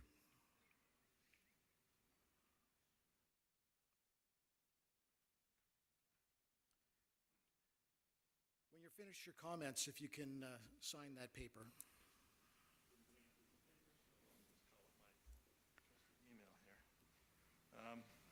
My name is Tom Nowers from Peninsula Lake, Hillside, the Eastern Shore, and gosh, my grandfather bought property there in 1919, and all my life I've been coming up, and we live there as permanent residents. But I just want to address one thing that's already been addressed twice, tangentially or directly, but I guess I wanted to reinforce it. I just first need to know, if I could, if any of the organizations supporting this, proposing this thing, if anybody, or from Freed, has had the opportunity to actually personally paddle or boat up the canal, or down. You have? One person has? Okay, that's good. It's a peaceful experience. It's one of my earliest experience of a magical experience with my sister and I. Was about 4 years old, paddling across the lake and through this path to gosh knows where, and it was almost a godly experience for me. And we grew up in Montreal, and so this is a big difference. And I've always valued it as a special place, but it's no longer at the moment. And it's not that it isn't a special place. But the canal, as for the people who have lived on the canal, I don't live on the canal, but it's really a respect to managing the impact of 1,000 or more people, including employees. Have you considered, I guess my question is, the stewardship responsibilities regarding the canal as a historic asset, as an environmental asset, as a point of intrigue and curiosity for virtually every guest that puts their oar in the water or their paddle in the water? They're going to want to go up that canal. Currently, if you come out of the canal from Mary Lake, you come to a swarm, and I don't mean that in a negative way, but a flotilla of various people in canoes and kayaks. There's a jet ski going, perhaps. There's water skiing going. There's all the neighbors that are trying to maintain their situation as well. And then there's ourselves and a pile of other boats behind us. And there doesn't seem to be any management at all. Perhaps a tree has fallen. Perhaps you're grounding out because there's no way of managing the depth of the water and balancing that balance between environmental integrity and safety for keeping it a navigable pathway between the lakes. There simply seems to be silence. There was silence with Skyline, and we asked that same question I just asked now. No one at Skyline had ever gone up and down the canal, and so someone volunteered to boat them to let them understand what the experience really was like. And I am concerned that some of the, and perhaps most of the organizers and proposers of this have not been in the canal themselves. And I would recommend that there's nothing that replaces that personal experience, and maybe come to understand the sensitivity that is required, and perhaps an actually specific recommendation I'd make is that since you are the biggest stakeholder with respect to the canal, the single biggest stakeholder, with a stake in its attractiveness from all those points of view that you're interested in and the points of view of respect to history, what specific role will you assume in the maintenance and stewardship of a sustainable canal? Will you stay silent, or will you do innovative things like perhaps approach the Ministry of Natural Forests and Lakes to ask them, can we collaborate? Can we provide leadership? Can we coordinate? Can you give us guidance as to what's possible to keep that balance between environmental integrity and navigability and safety for our guests and for everyone using the waters? I don't think that's ever happened. It's always been a mystery to me, and as a result, every year it degrades, and every year it degrades. And so this treasure is just being a victim of silence by everyone. I think everyone's saying, well, it's everyone's responsibility, which of course always means it's no one's responsibility, you know? So I urge you to put a specific section in your reports as to how to tackle that question, as to how your role with a major resort is going to be in preserving this historic canal so that it's viable for everyone from all points of view. Thank you. Thanks, Tom.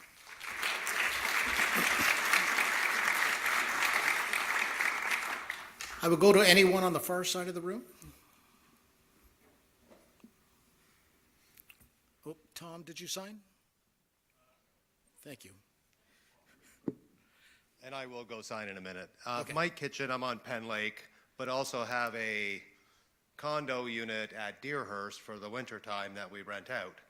Unique perspective, I haven't heard tonight any conversation about when the proposed plan that was done back in 2014, I saw before we purchased our place at Deerhurst, the Skyline sort of village concept that Deerhurst was gonna be, and I was kind of excited about it. It was like, okay, I don't like that much density coming to the area, but it looked like it was gonna take on something. And I now look at what's being proposed, and I'll be polite, but it now looks like they've gone completely away from this plan, and they put a freaking condo building of a modern structure, and that now they're not gonna do anything else. So what was once is this gonna be like, Blue Mountain or something interesting, a destination where people might be interested in partaking in? Now it's just a freaking condo building. And that's using up all of their density, so there's really gonna be nothing else. So I think it's, I agree with all of the comments about the effect on the lake, but now we're also talking about the value of the property, and it's really just a development plan now. It has nothing to do with a destination and improving the core, which Skyline has let slip, and so far Freed has not done much about improving the properties that are at Deerhurst. And they forget to say they can't even control it because most of the buildings are outside of Freed's control because they're all of these condo-tel buildings. So it's up to each condo board to fix the shabby buildings. Freed has no capability to affect it. This building will be more of the same. No ability to affect the maintenance of the building and keeping it in a pristine format that people would want. So I'll leave it at that. The village part was what's bothered me the most, that we haven't even talked about it at all tonight, which was the most exciting thing around that 2014 plan. Thank you very much.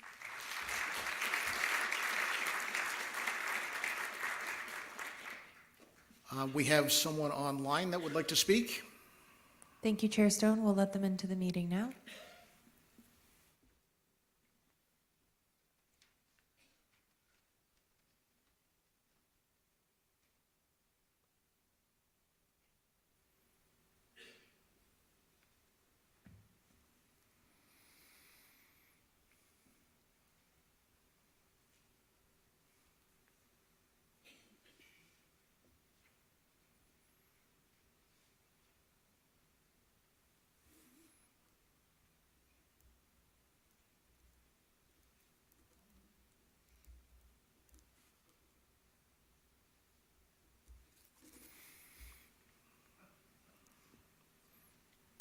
Just a reminder, when you are being asked to join the meeting, you will see, oh, there we go. You'll see something pop up that you're asked to be a panelist. So just click allow and you'll be brought in.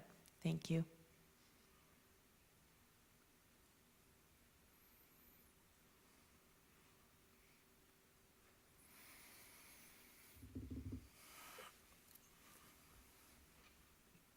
Oh, hello there.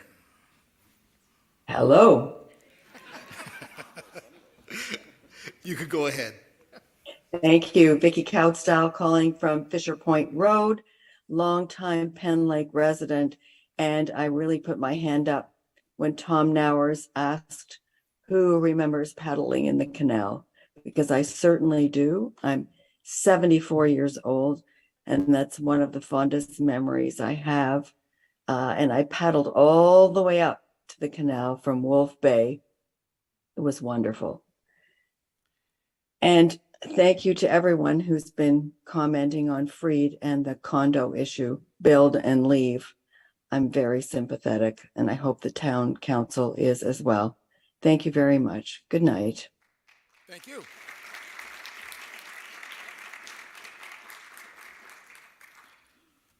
All right, is there a commenter on the side? We'll hold off on that for a moment. Is there anyone new on that side?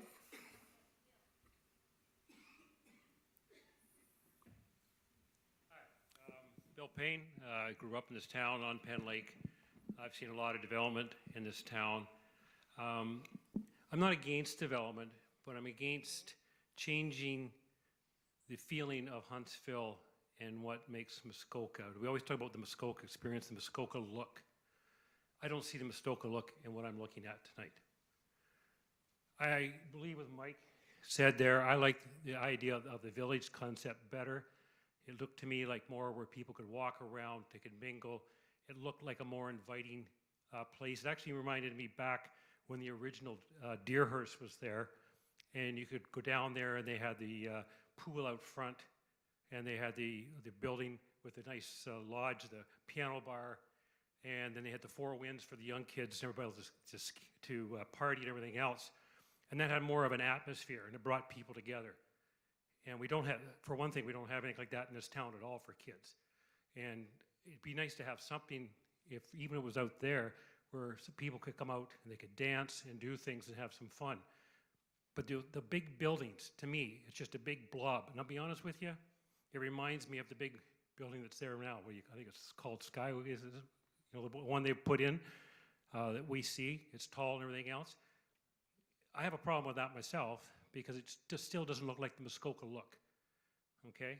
It's tall, it's white, it stands out when I go by Penn Lake. The other problem I have is Penn Lake now, with the development, when we do go on the lake, we don't go on as much as we used to anymore because it's just too busy, especially the canal. The canal is a real crap show when you go in there, and I really feel sorry for the lady at the entrance because I remember as a kid growing up, going into canal, you never had those problems at the entrance. Also, the canal at that time was actually marked on the side, so the boats going through knew where the beams were, so you didn't run into them. There's nothing like that there now. Someone else brought about the trees.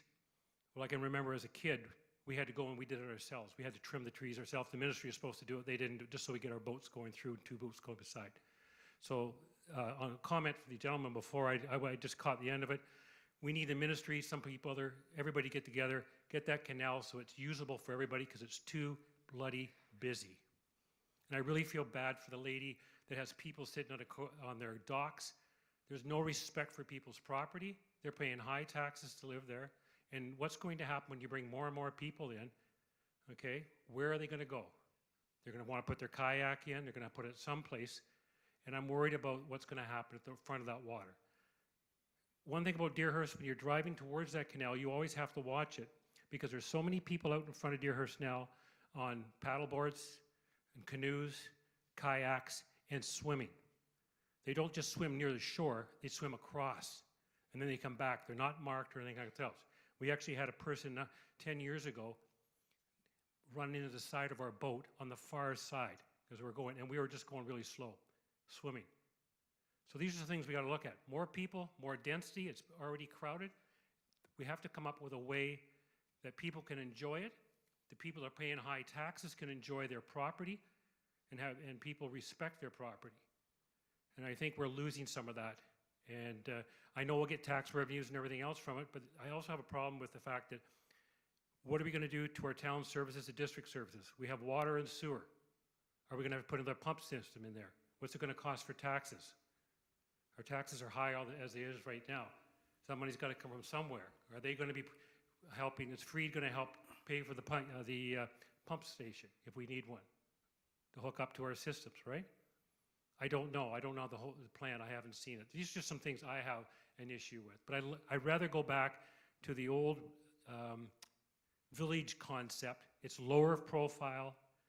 Get the Muskoka look in there. Have it so people can walk around and enjoy it rather than two big blobs. And then people come out like a bunch of ants and then go back in. Thank you. Thanks very much.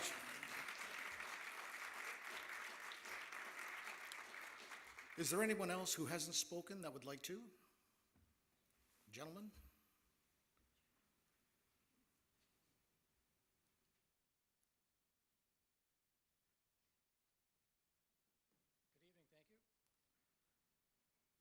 I have my name is Eric Nepper. I'm a new resident for the last year. We are in the on Deerhurst Trail in the Woodland Heights.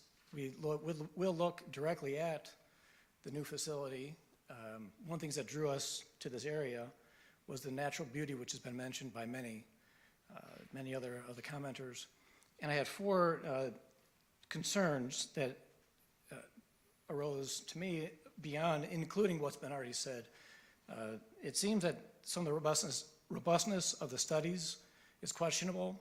In particular, the traffic study was mentioned as maybe they only were here for one afternoon. Looking at the numbers that they mentioned, it's roughly a doubling of traffic. It was mentioned they saw 170 cars or something like that. The proposal is saying that there'll be 140 is the guess. So that's not just a little increase, that's nearly doubling. Concern that was mentioned by the gentleman who was cut off, that these units are all, most of them, 84% are single unit houses, single unit condo, hotel, whatever that term is. Doesn't suggest to me that these are people that are going to be concerned about the natural environment or long-term quality of life for those of us in the area. They're going to be interested in just coming, enjoying the lake, and leaving. Also, it seems to me very disingenuous, which has been mentioned as well prior, that there's not a formal plan for water access. It was shown in some plans. We know it's been already said, and you've asked not to have us repeat things, but this bears repeating. These people are going to want to get into that water. And right now, the only plan that we saw that is the latest development that shows no dock, so people are going to be running through the grasses with their kayaks or something to get into the water. Something it's not going to be a environmentally nor feasible solution. And lastly, the building design. The building design looks nothing like Muskoka. The developer obviously does not live in the area, nor do the people who have put together the design, because it's nothing like what anyone from Muskoka would be happy to have in their neighborhood. Frankly, to me, it looks like the Titanic. Thank you.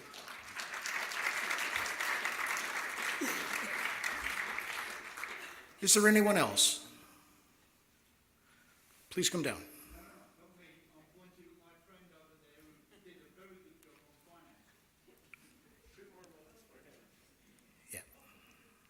Hi, good evening. No, it's been a long evening, so I'll be quick. My name is John Devons. I live across the lake from where the development is going to be.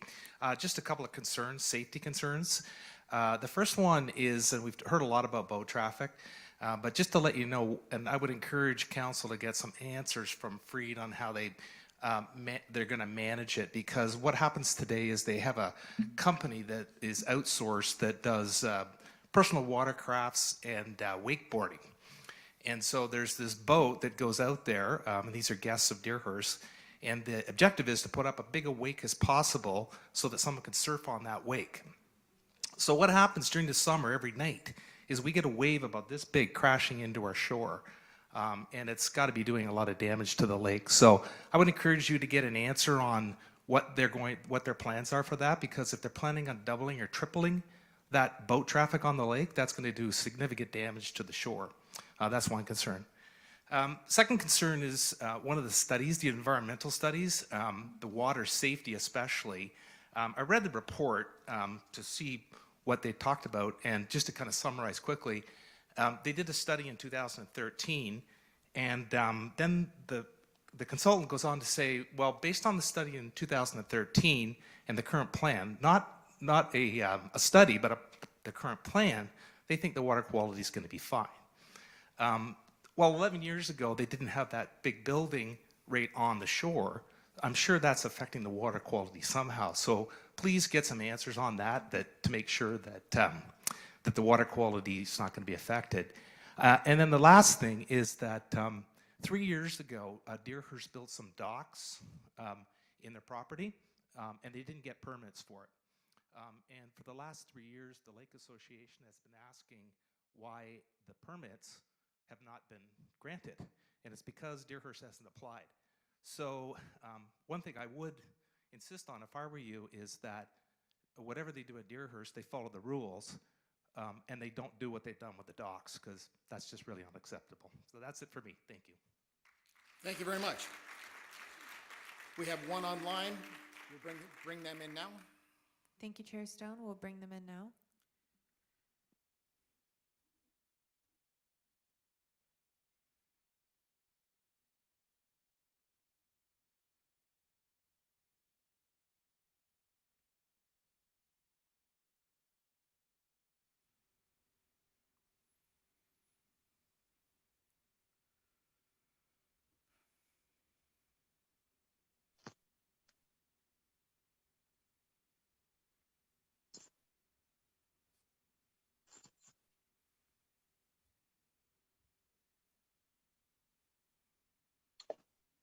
Hi there. Can you hear me?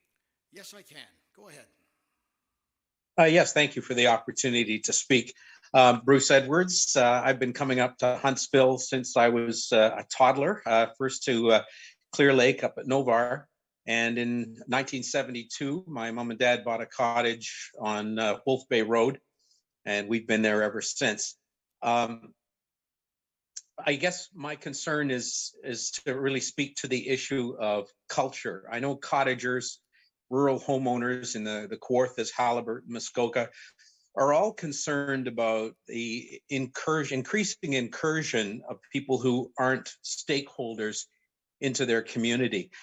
And I want to stress that this is not simply NIMBYism, because the watchword of our Lake Association, I'm sure many of the other lake associations, is stewardship of the lake. And as a stakeholder, someone who owns property on the lake, and this can be the condo owners as well. And I'll say, real condo owners, not speculators, as the concern has been raised that these units are small and they're often going to be used just as sort of money-making propositions.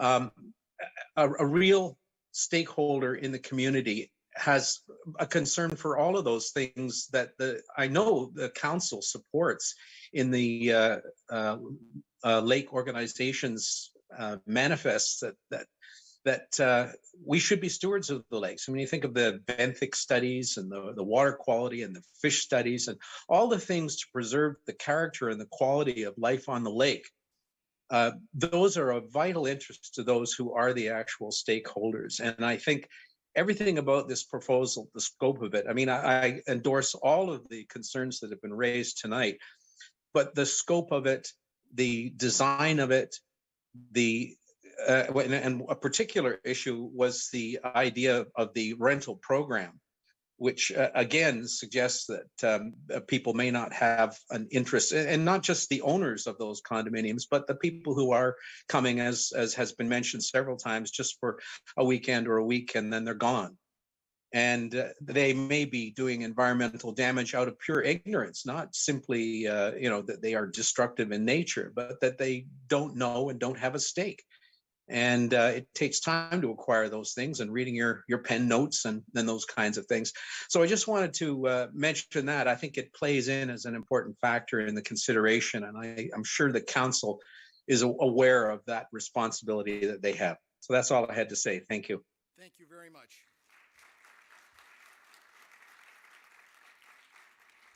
All right, at this time, Michael, I'd like to give you another 2 minutes to wrap up your thoughts, and then I'm going to turn it over to council for their thoughts. Thank you kindly, Chairman Stone. I know it's late. I'll get right to the point. Look, the fact is we have 8 reports and studies, and they're all very environmental or technical in nature. We've got the engineering report, the visual impact, the traffic, the public engagement, the planning justification, the stormwater, and so on. What we don't have is a financial risk impact study or analysis. And I think the reason it's important is because we have a confluence of factors. We have an oversupply of condos coming onto the market. We have speculative buyers who are going to buy these units. We have diminished cash flow from the over-enrollment in the Deerhurst rental program. We have rising interest rates. We have a falling real estate market.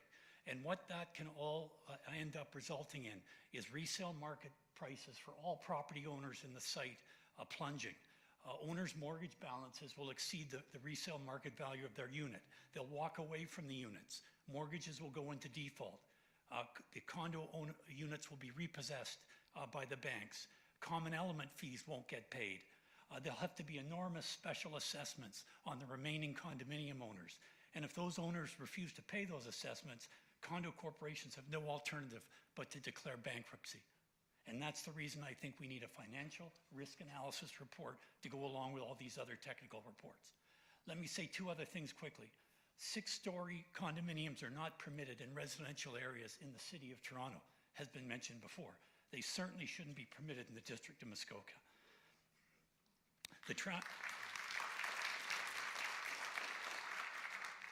And the traffic impact study, I'll just say, focuses only on what they say is 445 recreational units, so they don't even get that number right. But they fail to take account of the traffic resulting from visitors to the 2 restaurants and any of the associated retail outlets. Thank you very much, council members. Thank you, Michael. 3 seconds left.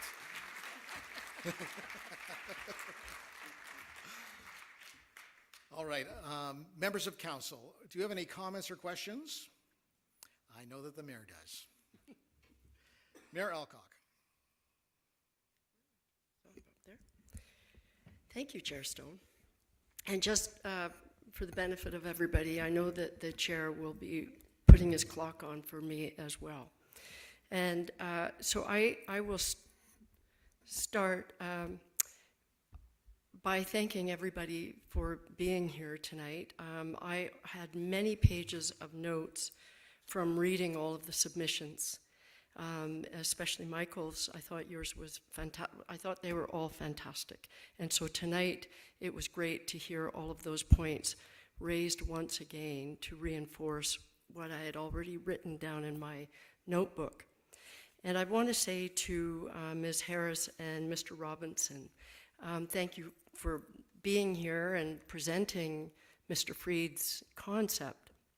And I guess I really want to say that what's really, really clear is when it comes to something that is as special as Deerhurst is in our community, it's really important that we get it right, but more importantly, that we establish relationships with the people that not only live in the area where the proposed development would be, but within the community. And I say that because I will get to the point of some of my comments, but as was referred to by Mr. Hurst right at the beginning, I was around on council when we approved the current OP amendment for Deerhurst in 2014.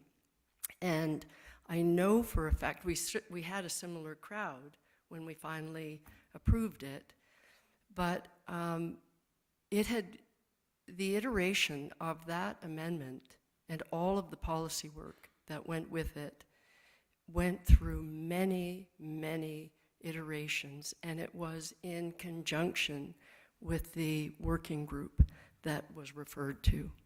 So at the end of the day, and maybe Robert can correct me, but as I recall, because it was one of our first big planning discussions, Mr. Hurst got up and talked about the values and the benefits of the proposed development that was agreed to. There were some outstanding issues that he highlighted very clearly. One of them was the maintenance sheds. And there was an agreement that those maintenance sheds would be removed.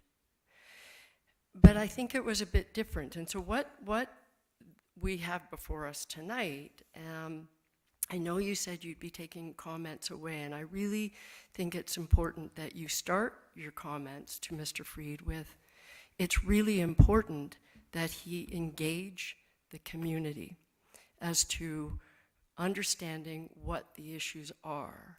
From my perspective, I see what we're doing here tonight as not the last in the public consultation process. I think this is near the beginning. And so I fully expect there would be at least one more public meeting that will begin to address so many of the issues that have been raised tonight.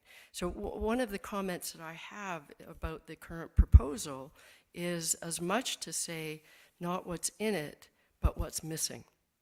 And I think so much of what has been said tonight, it's the issues around, the access to water.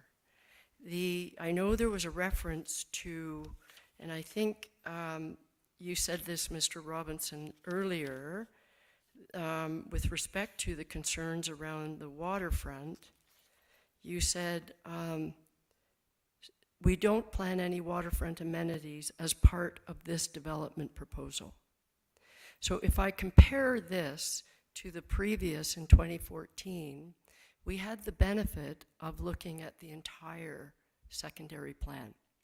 We knew what was before us, each phase, and I know there was a village concept. And I understand Mr. Freed's desire that he doesn't necessarily want to go through that path.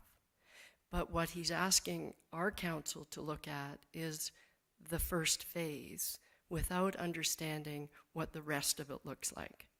And from my perspective, I find that a little worrying because I too would like to know what the rest of it looks like.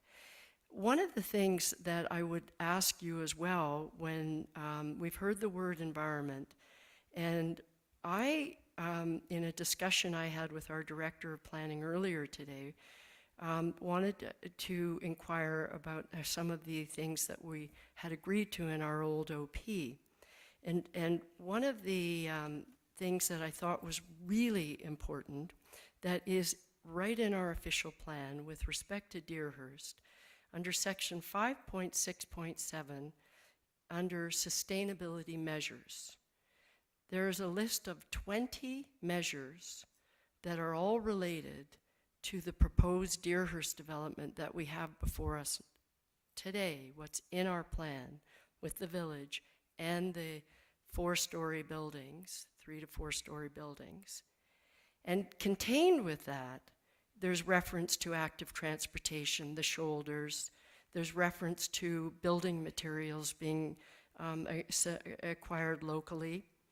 But most important is this final paragraph that's approved in our official plan. It states, prior to the final approval of new development, a sustainability analysis will be submitted to the satisfaction of the town.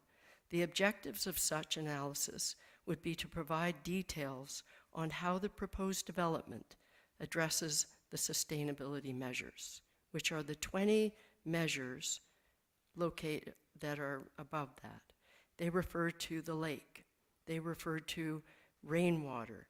It was quite a progressive policy piece that was approved in 2014. So from my perspective, I've heard all of the comments. Many relate to the things that were already approved. And so I would really ask the developer that if he's going to ask this council to consider doing something iconic, and I don't have a problem with doing something that's iconic, but I think it's most important that he informs this council of how he intends to abide by all of those principles, not just the building mass and density that we had already approved, but all of the other aspects that were part of our approved policy. And for me, that is really important as a takeaway. Thank you.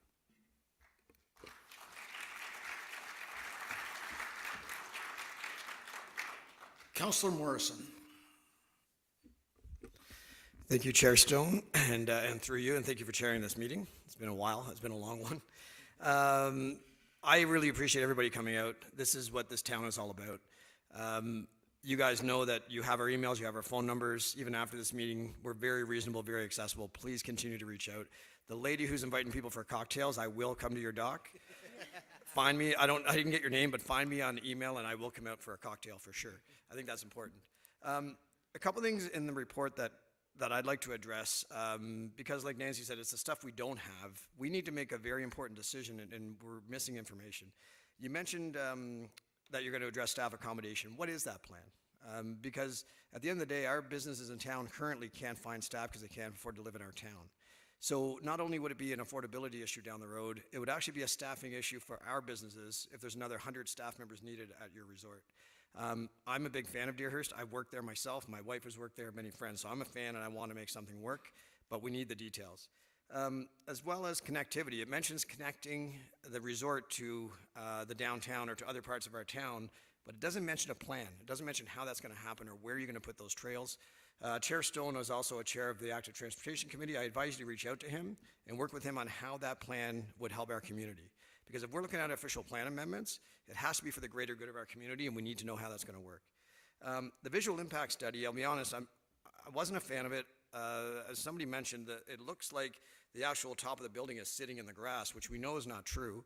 And we know that nobody was contacted to get more vantage points for your visual impact study. I don't know if it's even a possibility. I'd love to see a visual impact study procured by the town and paid for by the developer.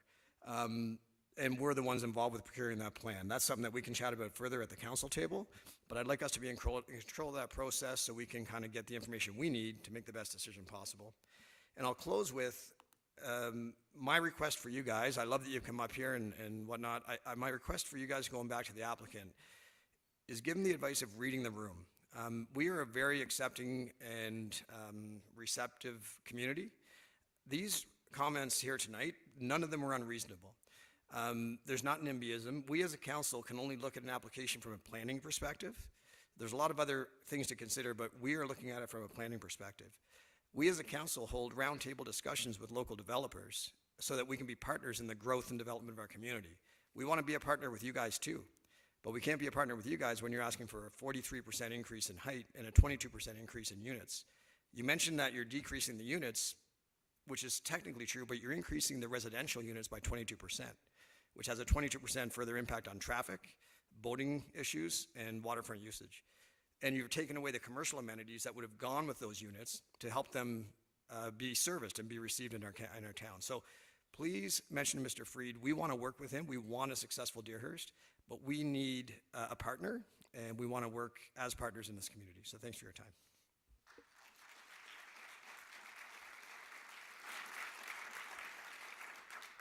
Any other comments by council? All right, seeing none, I want to thank everyone online and in person for your very wonderful, respectful, and varied comments. It really helps inform our decision-making, so thank you. And with that, now that all comments have been received, I declare these public meetings respecting the above application to be concluded. Moved by Mayor Alcock, seconded by Councillor Clark. Be it resolved that confirmation bylaw 2023-58 be received, numbered, and read a first, second, and third time, finally passed the 17th day of May on 2023. All in favor? And that's carried.